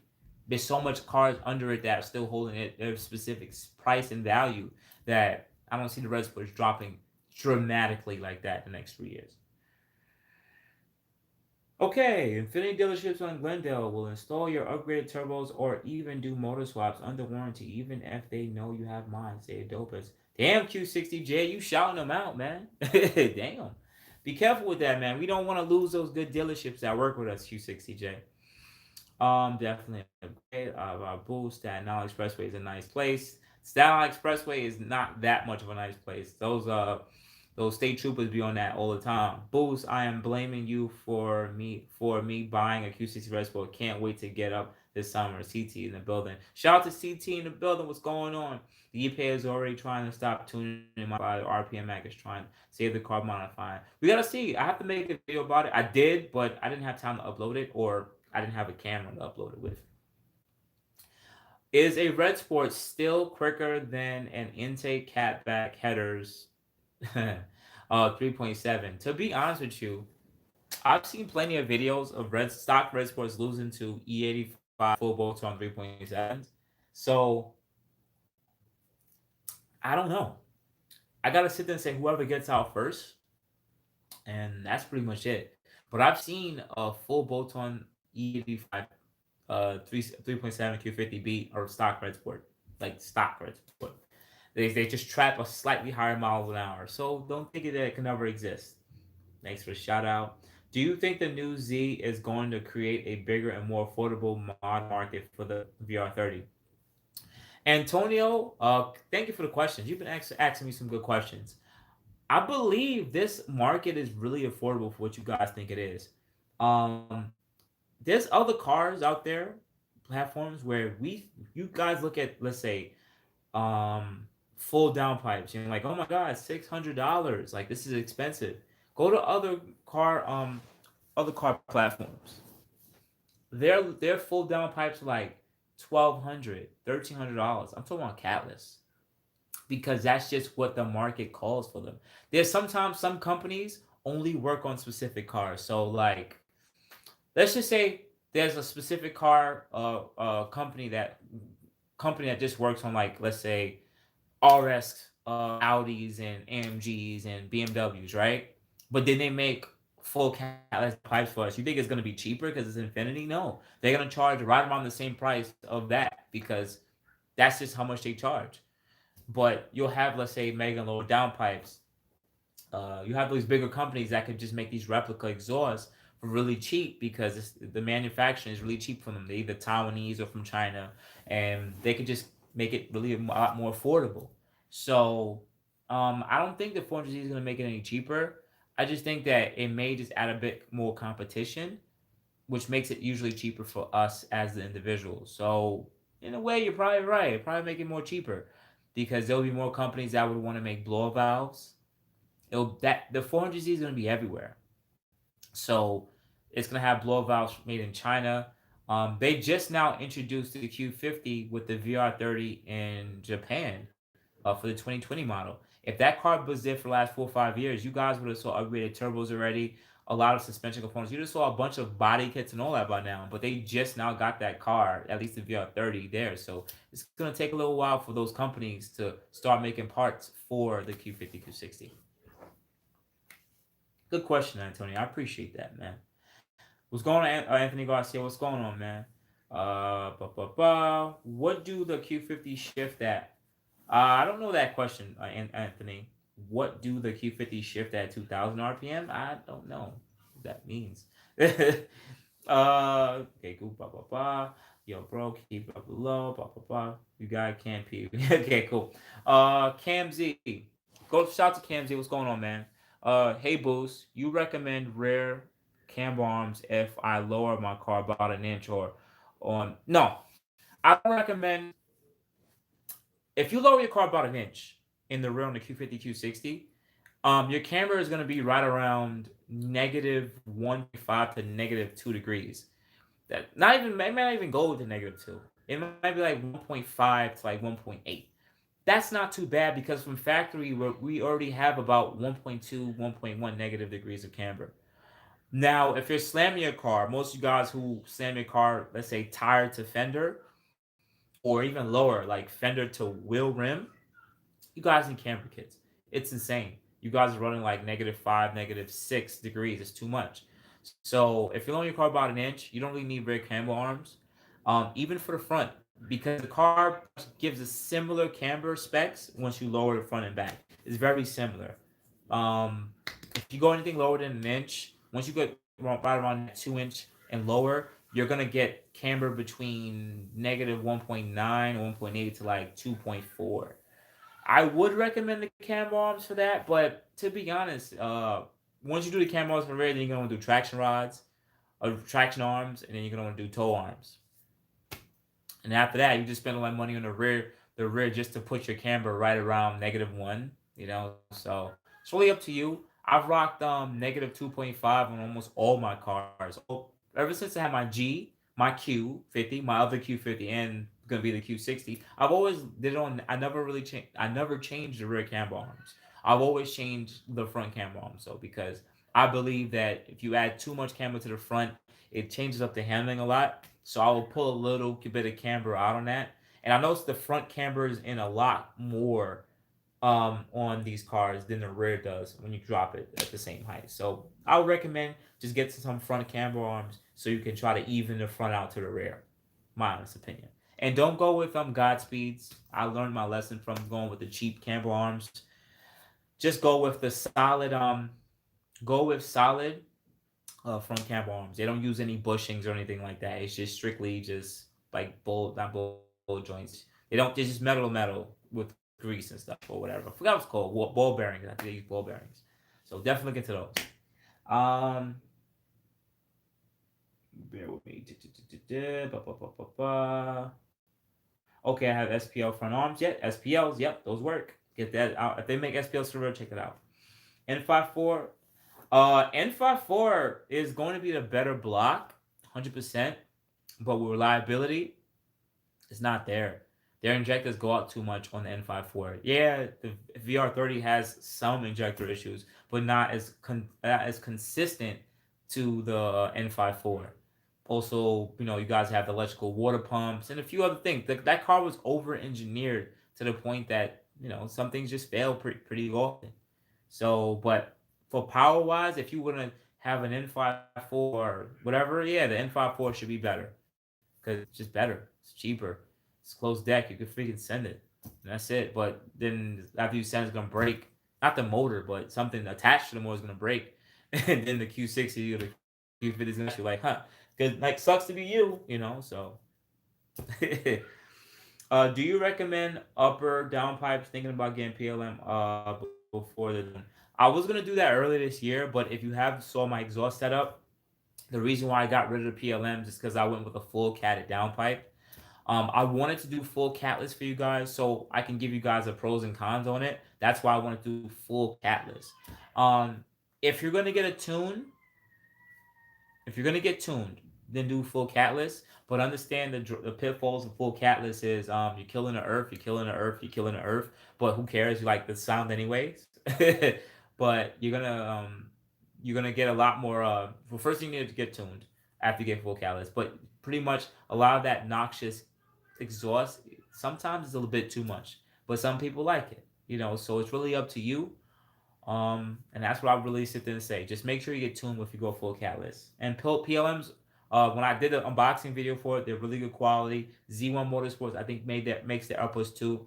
To be honest with you, some of you guys watching, some of y'all should really try to buy some of these exhaust modifications just in case the EPA jumps in. I noticed some companies already stopped selling certain modifications now because they're like, wait a minute, we don't want anything bad to happen to us. So if you want to, I recommend start buying some parts in the next couple of weeks and months just to make sure, because you never know what could happen when it comes to these full catless downpipes, full cat. You never know because that I see them if the EPA ever jumps in, I can see them coming at those modifications because those change the carbon footprint of your car, the emissions. You literally decatted your car. You're literally adding stuff to the freaking atmosphere. So I see them coming at that before they come at like catback exhaust and intakes and stuff like that. Just in my opinion. All right. You put on your BC coilovers. No, I didn't put my BC coilovers on yet. I have a video coming out about that. You'll know why. But they're gonna be put on the car soon. But they were supposed to be in the car 2 weeks ago. I just ran into some issues. So check out for that video. And there should be a lot of videos coming out in the next week. A lot. So just check out those videos, guys, please. Um, ba, ba, ba, ba, ba. To expand on that question, is there much of a difference between going with low downpipes and full downpipes? When you go with full catless or full catted downpipes, what you do is you relieve a lot of the back pressure on the turbo, so you have quicker turbo spool. You'll have your low end torque will be a lot lower in the RPM. Your high end wheel horsepower will be pushed higher in the RPM, and the car would react a lot quicker to gear shifts, technically the gear shifts and or accelerations, because the turbos don't really have as much back pressure on it. So the car literally just excels a lot better. That's pretty much the performance gain after a certain also, yeah, like I said, I already told you all this stuff, so what am I talking about? I've seen 30 wheel horsepower difference.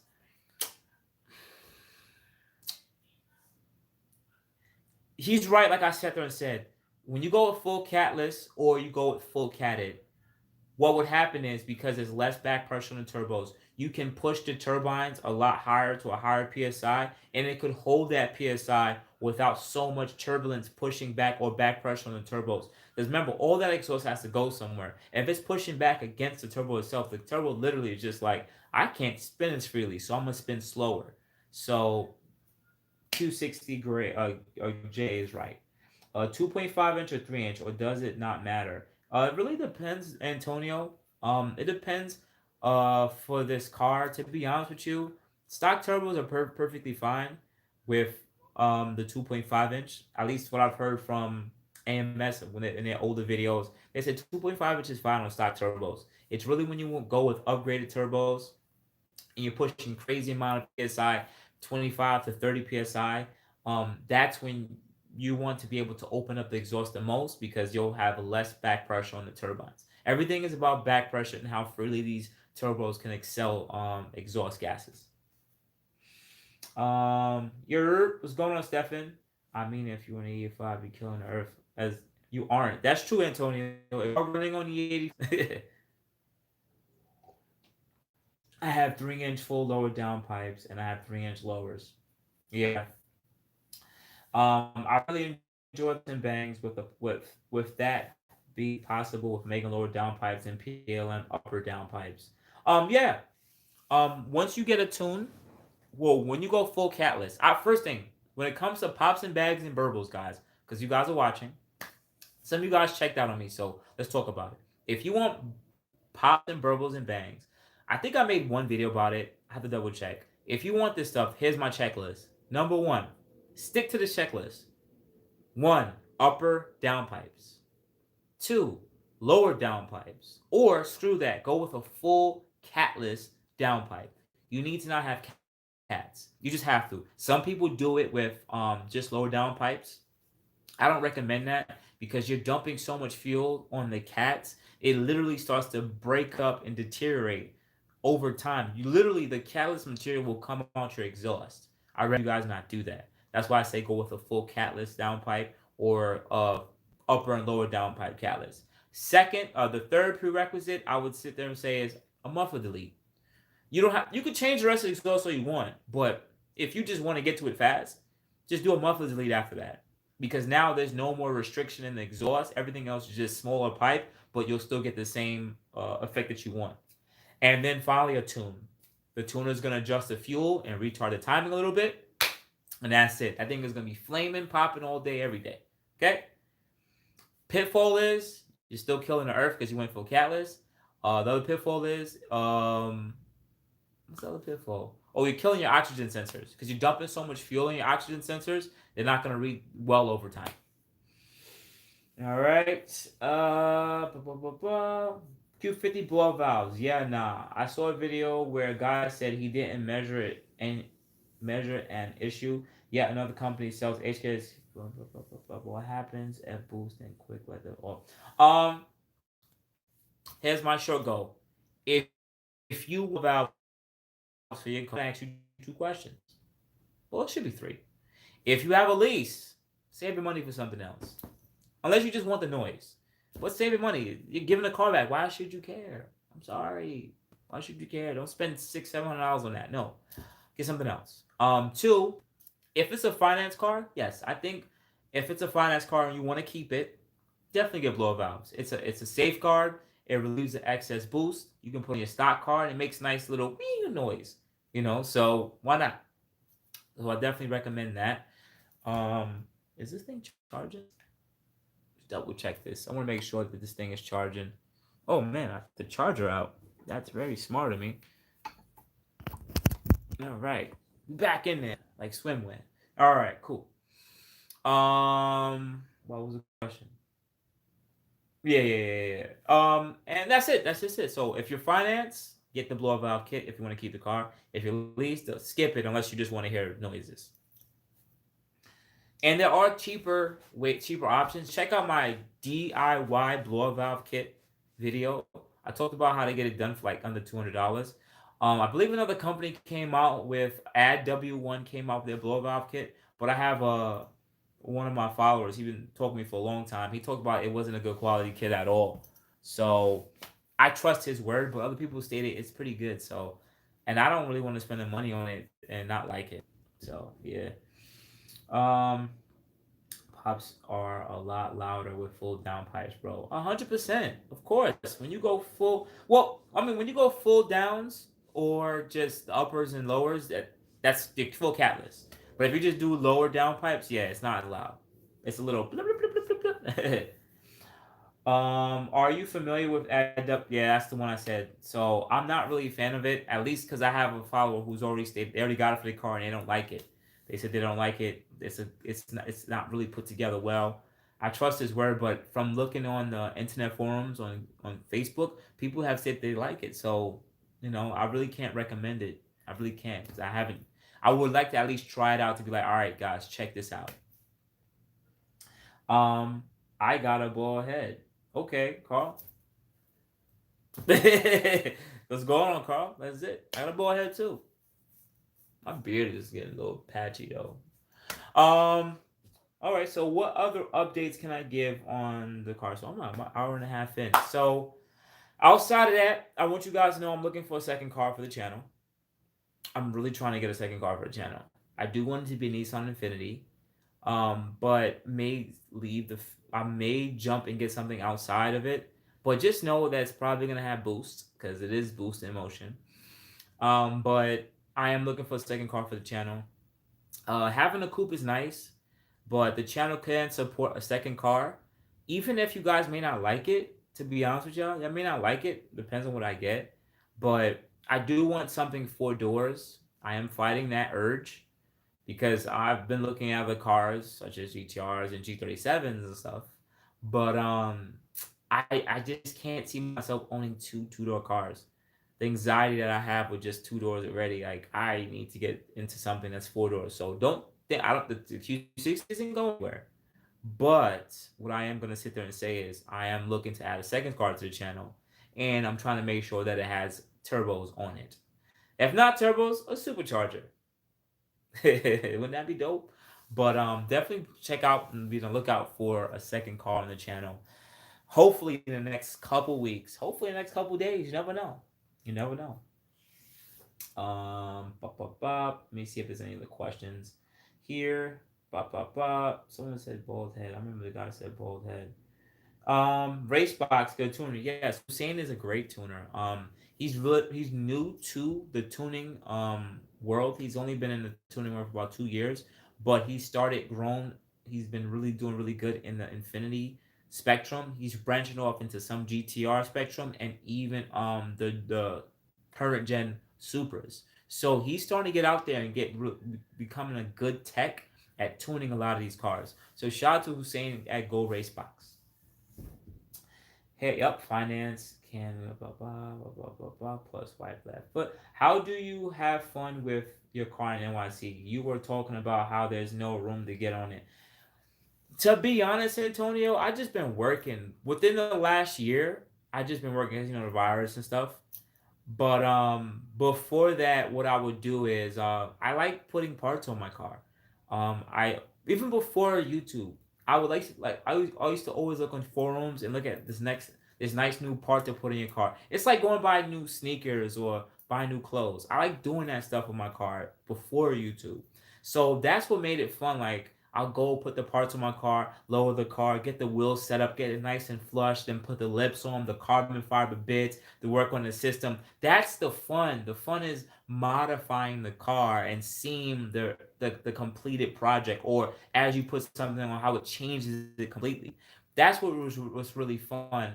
Of course, you got your boys and y'all go hang out. You might go get some chicken wings or drinks or whatever, and y'all all just hop in your cars, do a little bit of spirited driving. We all adults here. We like to have our fun, but and you just compare your car versus the other boy's car. But outside of that, in the car culture, really, there's really no places to race that's sanctioned an event.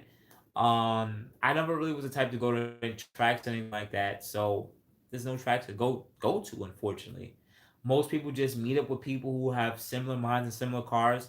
When I was a little in my earlier 20s, I used to go to Long Island and go see some of the races on in deep Long Island, like Farmingdale, also in Queens by the Conduit, even in Brooklyn by for people who live in Brooklyn, I'm talking about, by Erskine, by the BJ's Wholesale Club. I used to go to some of these events and stuff on the weekends, and it was good to watch and see.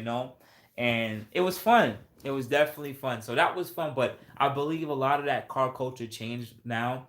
New York City turned more into, we're just show and goes. I mean, we're just show cars. We have our cars looking clean, bags, wheels, and that's really it. This is why we have the pops and burbles and bangs.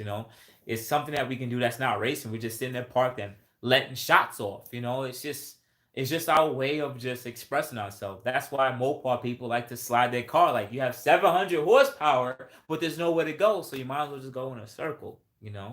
So it sounds corny, it sounds stupid, but we have to find ways or an outlet. And New York City doesn't allow us to do it. And a lot of similar states around, they don't really do stuff like this. That's why I really like the southern states or the more Midwest states, because the car culture is still there. People love cars. People born and raised around cars. So they're not giving up their track because it promotes racing.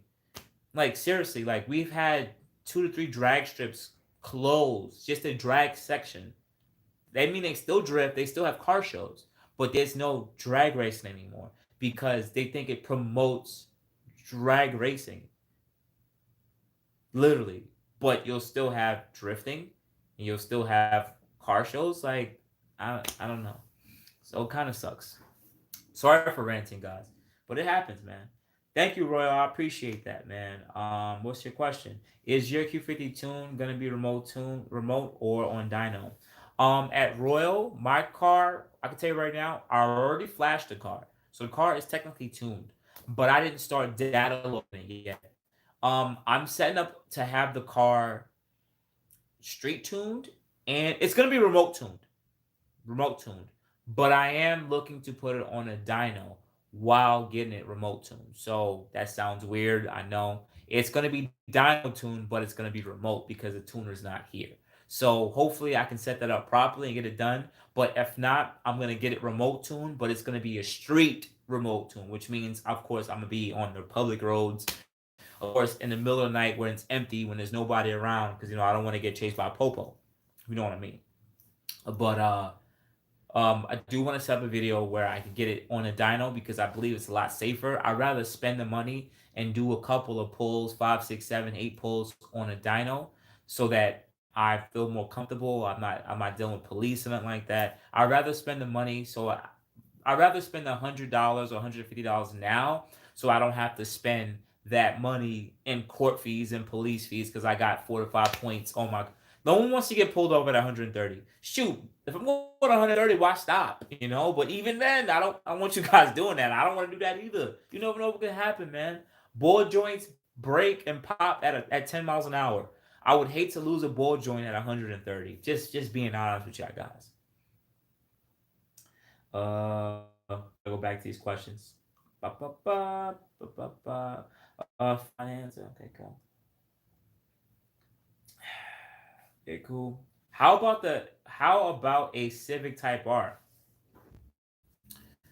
Well, the Civic Type R is kind of nice, but if you want to get a 4-door sedan, why don't you just get the new TLX? The TLX front wheel drive or all wheel drive one. That's basically the same Type R motor, I believe, and you get the automatic, and it's in a four door. But the Civic Type R is nice. They hold their value too.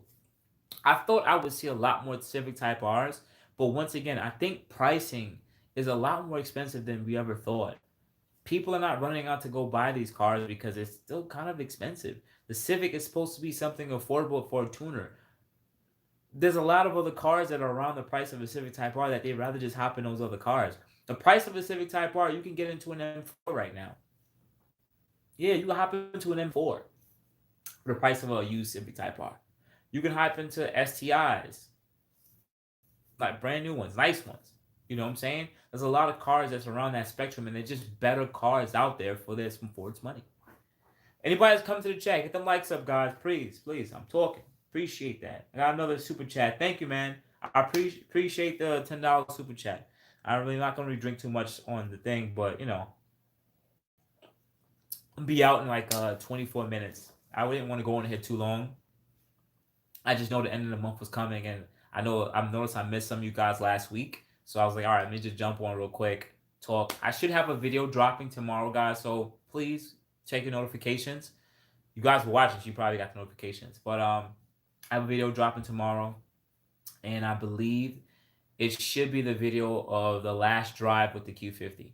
So it's gonna be a little bit emotional, or it might not be emotional. You never know. But it's the last drive with the Q50, so it should be dropping tomorrow, guys. So definitely check it out. I might cry a little bit, but thank you for the $10 super chat, man. Appreciate that. Definitely worth it. Huge difference. Want to make sure I'm answering questions. What does a Q50 SS get stuck at 5,000 RPM? Would you please help? Well, Kevin, you shouldn't be getting stuck at 5,000 RPM. That doesn't make any sense. If you're getting stuck at 5,000 RPM, unplug the JB4 and see if it is maybe a connection issue. If you unplug it and it goes back normal, then it may be an issue with the connections. Double check the connections and put it back in. If it gets better than that, if you plug it back in and it does it again, then there may be something wrong with the JB4 unit. Contact Burger Tuning. They usually communicate with you within the next 24 hours. They're really good at diagnostics. Shoot, you know what I mean, guys. Knowing if there's any issues, they're there to help you out, and they'll definitely try to troubleshoot to see if there's any problems. But just unplug it and just see if the problem goes away. If it doesn't go away, then it's something wrong with your car, not the JB4.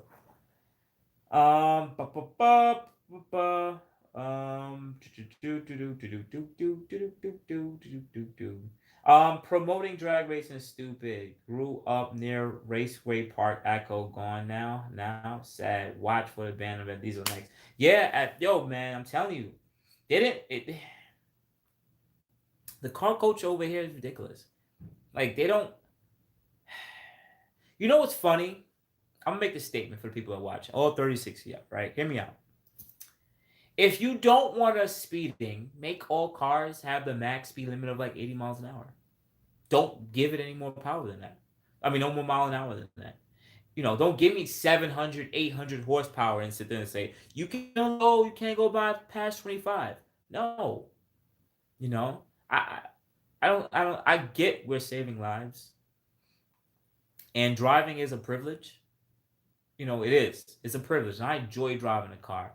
But it's like you're gonna tell me I have 220 on the dash, but nah, you can't go over 60. Then don't give that to me. That should be the federal. That's their fault. Make cars can't go over a certain mile an hour. Period. If all cars can't go over a certain mile an hour, then we're all stuck in the same box. Now we're all trying to see who's the fastest to 90 miles an hour. I know that sounds like a world I don't want to live in because I don't want to live in that world either. But if you want to regulate it that way. Just being honest. It's a sign. SUV build. I saw a new Ford Explorer ST with pure turbos. Yeah. Those new those EcoBoost Explorers, they're really fast. Same thing for the show. They're really fast.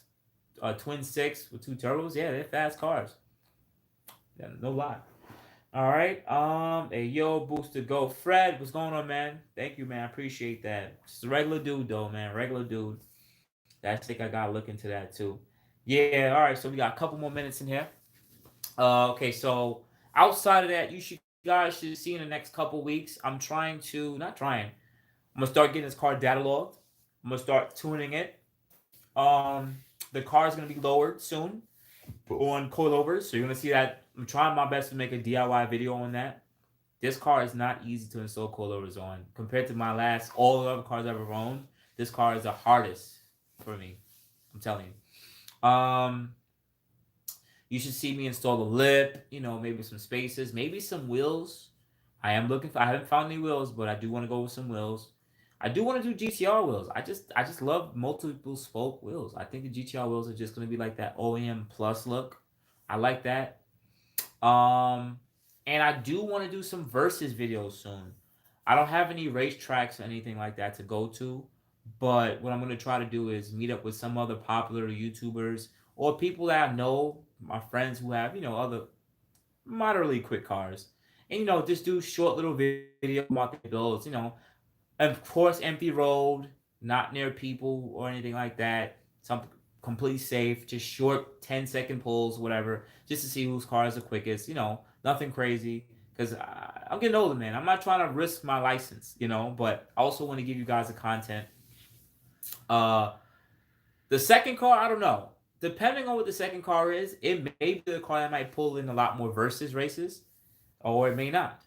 I am looking for a four door, but I may hop in another two door. You gotta wait and see. But I do want to give you guys more of that race content because that's what brings in the views. I talk about installing parts, helping people out getting their cars together. I do bring value to the community, but you guys want to see the racing. You guys want to see it. I want to see the racing. I want to race. I want to see what my car can do versus all-wheel drive 340. You know what I'm saying? That's also 293. I want to see videos of me gapping M4s from digs. You know what I'm saying? Like I want to see videos with me racing Hellcats and they miss shifting or they bang the rev limit and I win. I want to see these videos and I enjoy it. And the Q60, I want the Q60 to get some wins. Right now I haven't really raced anybody in the Q60. Other than stuff on the highway. But even then, I don't really close racing because I'm not doing that. Cutting in out of traffic, no hezzy stuff. I'm good. I'm good. So I do want to give you guys more of that, and I do want to get the car looking good. I'm gonna get the car ceramic. I do want to get the car ceramic coated or like a full freaking detail. Like I want to get it done, done. But when it get done, I want it to have the wheels, the drop, the lips, the everything. I want the car to be like aesthetically done when I get it done. Like I'm telling you, because I want to have a sexy car for the summer, sexy. So I want that car to be. So I'm super excited. I'm super excited about April because once it starts getting warm outside, people start going out more. We start hanging out, and I just want to do some more with the car. But also, I want to sit there and say on video too. The reason why I want to get the second car is either one, I'm gonna do some more stuff with the second car, and the 60 is gonna be more of my daily, or the fact that I can do a little bit more with the Q60 because I'll have a more of a dailyable car that I'm not doing too much with. And that's why I really want to have the second car on the channel because then you might see me play with a little bit of E30 mixes tune. You might see me go up to E50 on the tune. Give you a little bit more information on that. I will start touching a bit more with the car and just getting a little bit more hands on with the car because the biggest reason why I don't do too much with a lot of my cars is because it's my daily driver. If you watch other YouTubers, they don't tell you when their cars break. Shout out to Mod the Fame. He lets you guys know when his cars break. Other YouTubers do not. You just won't see videos for a while. Like, what's going on with him? What happened? His car broke. These guys be racing and beating on their cars and their cars break. Stang mode, same thing. That's why I respect my tri-state brothers. Yo, his cars break. He broke four transmissions, I think, in his Black Mamba. He blew the GT 500 motor. Like, come on. I could not live with that for content. It doesn't matter if I bring in a bunch of views. If I bring a bunch of views and I make $10,000, but then I blow a motor and I spend 7-8 grand to rebuild that or whatever. Ooh, that means I only made two. Come on, man. But it's the car world.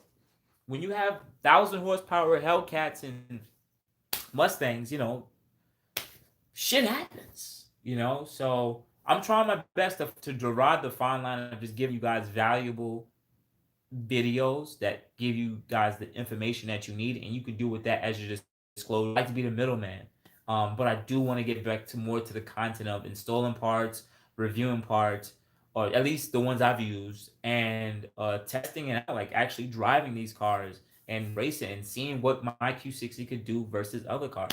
So I'm super excited what's going to happen in the future. But in the last 15 minutes, I'm going to just answer any more questions. If I do get to the end of this list, I'm out. But anyways, let's go.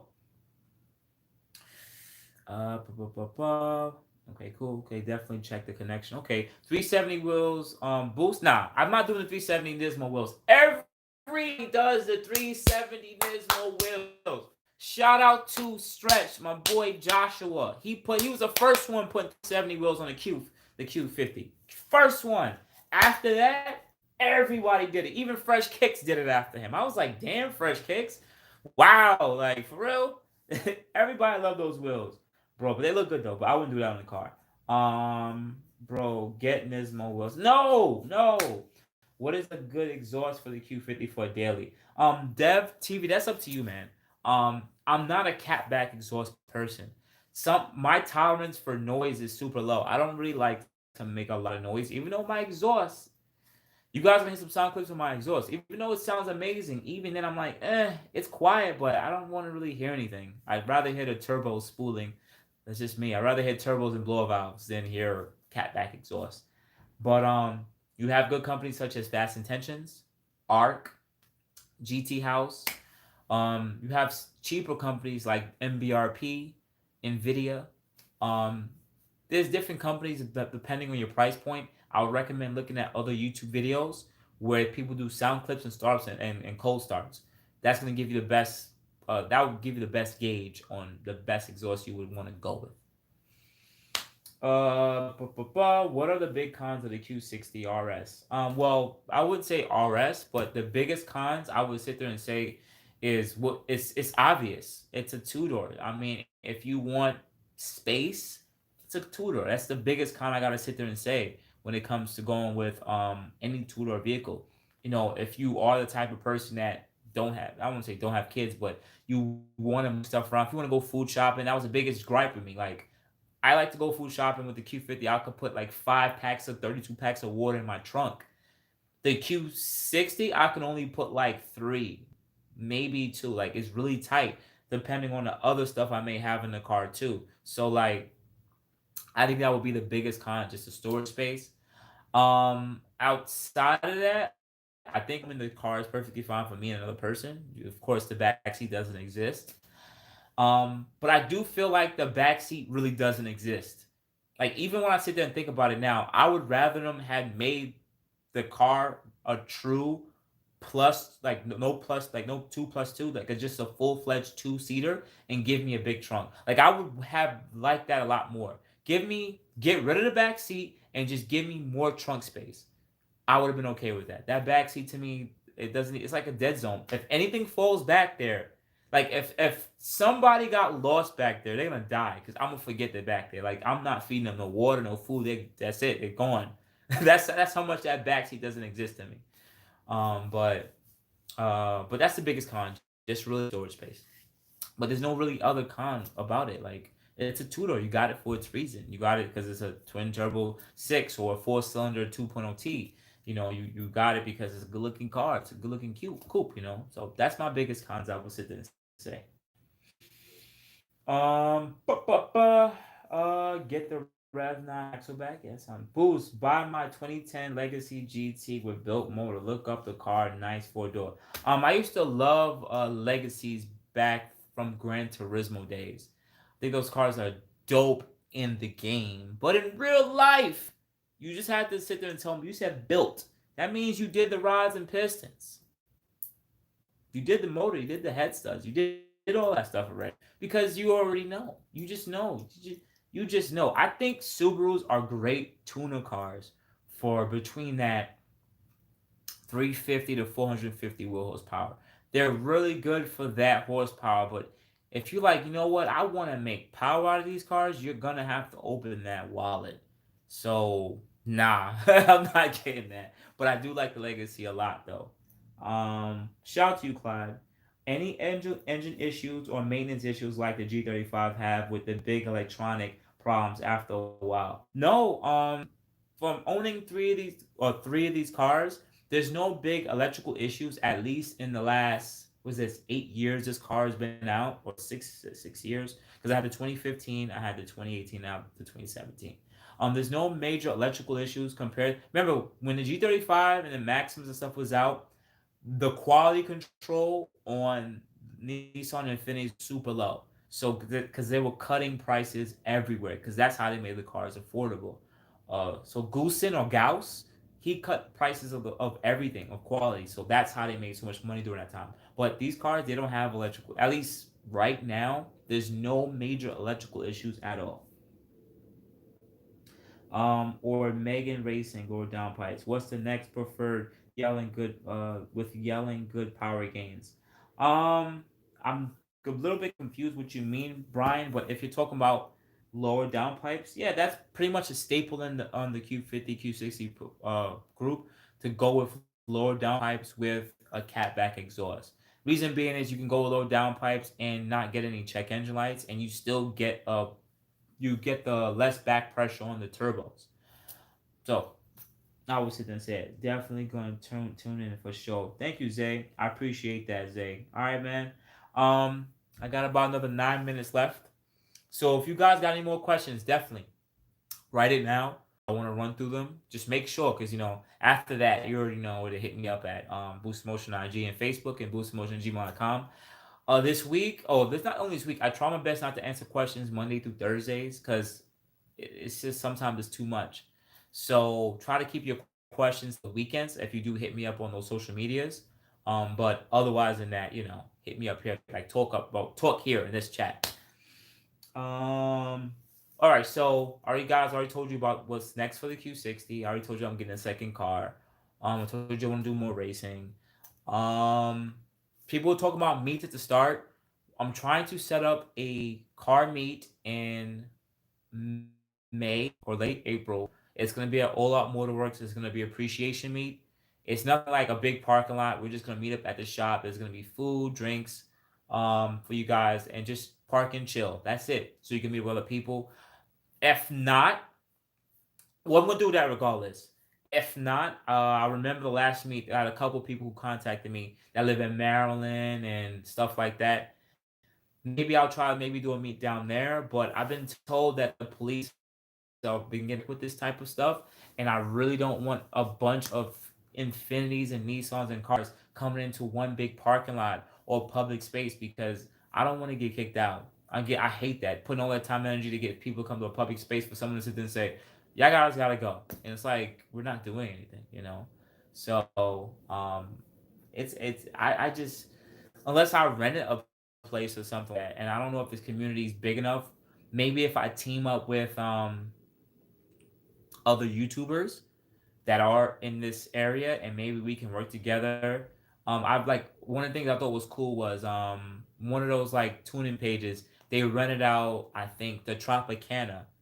They had like a car show ish thing in the Tropicana's parking lot, and I thought that was dope because that means people came out and paid. Like, I think they paid like $5 to get into the parking lot or whatever. It's like a Tokyo type of thing. But also people chose to stay at the hotel and everything because it's supposed to be like a big car show, some kind of cool thing like that. So if I could maybe work something out like that with like other YouTubers and talk to maybe management or whatever, and we can make it like something big like that, that would be pretty cool to do something like that. So maybe I'll hit up, let's say, Mod to Fame or Staying Mode and see if they maybe want to create something like that.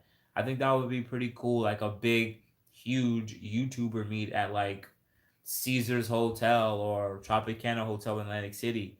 And we know it won't get shut down because it's like it's private property. You'll be in the actual hotel with all this parking and stuff like that. People could book a room or two for the night. After that, you could go. There's no drinking and driving home. You just stay there tonight, go out and drink and just have fun. You're right by the board. You could bring your shorty with you or your partner, whatever you want to do, and just don't do no drag racing outside, but outside that would be pretty cool. That would be pretty dope if I could do something like that and work with other people. So maybe I'll hit up Monte Fame and see what he thinks, and a couple of people in the community, and maybe make it happen. I'll be cool. You never know. You never know. A couple more minutes left. Let me see if I missed any questions. That did you see Monte Fame get gapped? Yeah, I kept on hearing that he got gapped by a GTR. He got gapped in a dig race probably. That's why he can't launch that car at the track. He's gonna lose. Personally, I think the Silver Sport is better bang for his buck. But what's your opinion? If you can get a Red Sport, if you get a 2016 Red Sport for the price of a 2018 3.0 Sport, go with the Red Sport. I would always recommend going with the Red Sport over the 3.0 Sport when the pricing is similar. Mileage wise, it depends on the gap, but if it's anything under 60K, don't be 60, 70K, don't kill yourself about it. Bamboos, you still streaming? I had to head out and go to the store. I appreciate that, man. Listen, Spider, I'm talking to the people, man. When I go in here, I usually go in here for like 2 to 3 hours. I'm about to cut out in 4 minutes. But, I like to answer everyone's questions when I can. Uh, Bamboos, you still best company for upper downpipes. Well, Antonio, you only have like two options: Z1 Motorsports and PLM. But I'm gonna sit there and say this: they both make good quality upper downpipes. So pick your poison. Also, Boost, do you have a shorty? Of course, I got a shorty. Of course, I got a shorty. I don't put my shorty up though. Like, I'm not gonna be out here. I like shorties with big tits. Oh, can't say it on video, but I'm West Indian, so you already know. Like, I'm a Bayesian man. I'm Barbados. So if anybody's ever been to Barbados, it's a great island. You'll love it. But of course, I love my West Indian women. And it was Henny. Yes, the last little bit of Henny before I go. And do you think the Q50 is too crazy for a first car? It's perfectly fine. I would recommend getting a 3.7. If it's your first car, I recommend getting a 3.7. I know the 3.0T just seems faster and is beating fast cars, but the 3.7 is super reliable and it's a really good fast V6 car. And you can't go wrong with it. You still have all the looks and reliability. If you get the 3.0T, you're going to make mistakes, and I don't want them to cost you the engine, the turbos, or even your fucking life. Just being honest. And I'm cursing. I can't English. I'm gonna leave it alone. Yo, what up? I brand new turbos. When I hit 4K, it makes a funny backfire noise. What do you think? A funny backfire noise? That sounds weird. I don't know. It might be dumping too much fuel, but even then, you have some kind of check engine light or something like that. Um, it might just be the fuel. Maybe it might be fuel or something in the exhaust. But after that, you shouldn't be making backfire noises. It doesn't make sense. Really shouldn't. Take it back to the dealer and let them know about the problem. I never heard that before. So otherwise than that, guys, if you have any more questions, definitely hit me up at Boost Motion on IG, Facebook, boostmotion@gmail.com. If you're on your phone, check out that Teespring account below. There's a Teespring account there if you want to purchase any Boost Motion merch. I'm gonna start with my merch a little bit more. I just been in the house, but when I'm out and about, when it gets warm, I'm gonna start wearing the t-shirts and stuff and hats like that. Be on the lookout for the video tomorrow. It's gonna be my last drive with the Q50, so definitely go check that out. And in the next week and 2 weeks, you should get videos on the Q60 exhaust now. So from the install to sound clips to tunnel love, I'm trying to dump a lot of videos on the exhaust because one, I'm working with AM, but two, I'm technically the first person with the exhaust, so I think it'll be the first look of this exhaust, and I think you guys are really gonna like it because I like it too. And I got a lot of modifications and stuff I gotta start putting on the Q60, and also be on the lookout for the next car for the channel. Yes, or if just for me, but I do want to get it for you guys too. But it's for me because it is what it is. I gotta get a car so I can modify the other car, but then modify the car while I'm modifying the other car. If you know what I mean. So guys, I appreciate that guys so much. Hope you have a good Monday. Hope you guys have a happy Monday. Protect your families, protect yourself, get this money. If you ain't got a job, go out there and get that money and get a job. Like, yo, we can't be out here not taking care of our families. You know what I'm saying? I know some of you got kids. Take care of your mother. Just take care of your family, man. Like, we gotta be the best man we gotta be in 2020. 2021. So I appreciate you guys so much. You guys know where to hit me up. Boost Motion IG, Facebook, and boostmotion@gmail.com.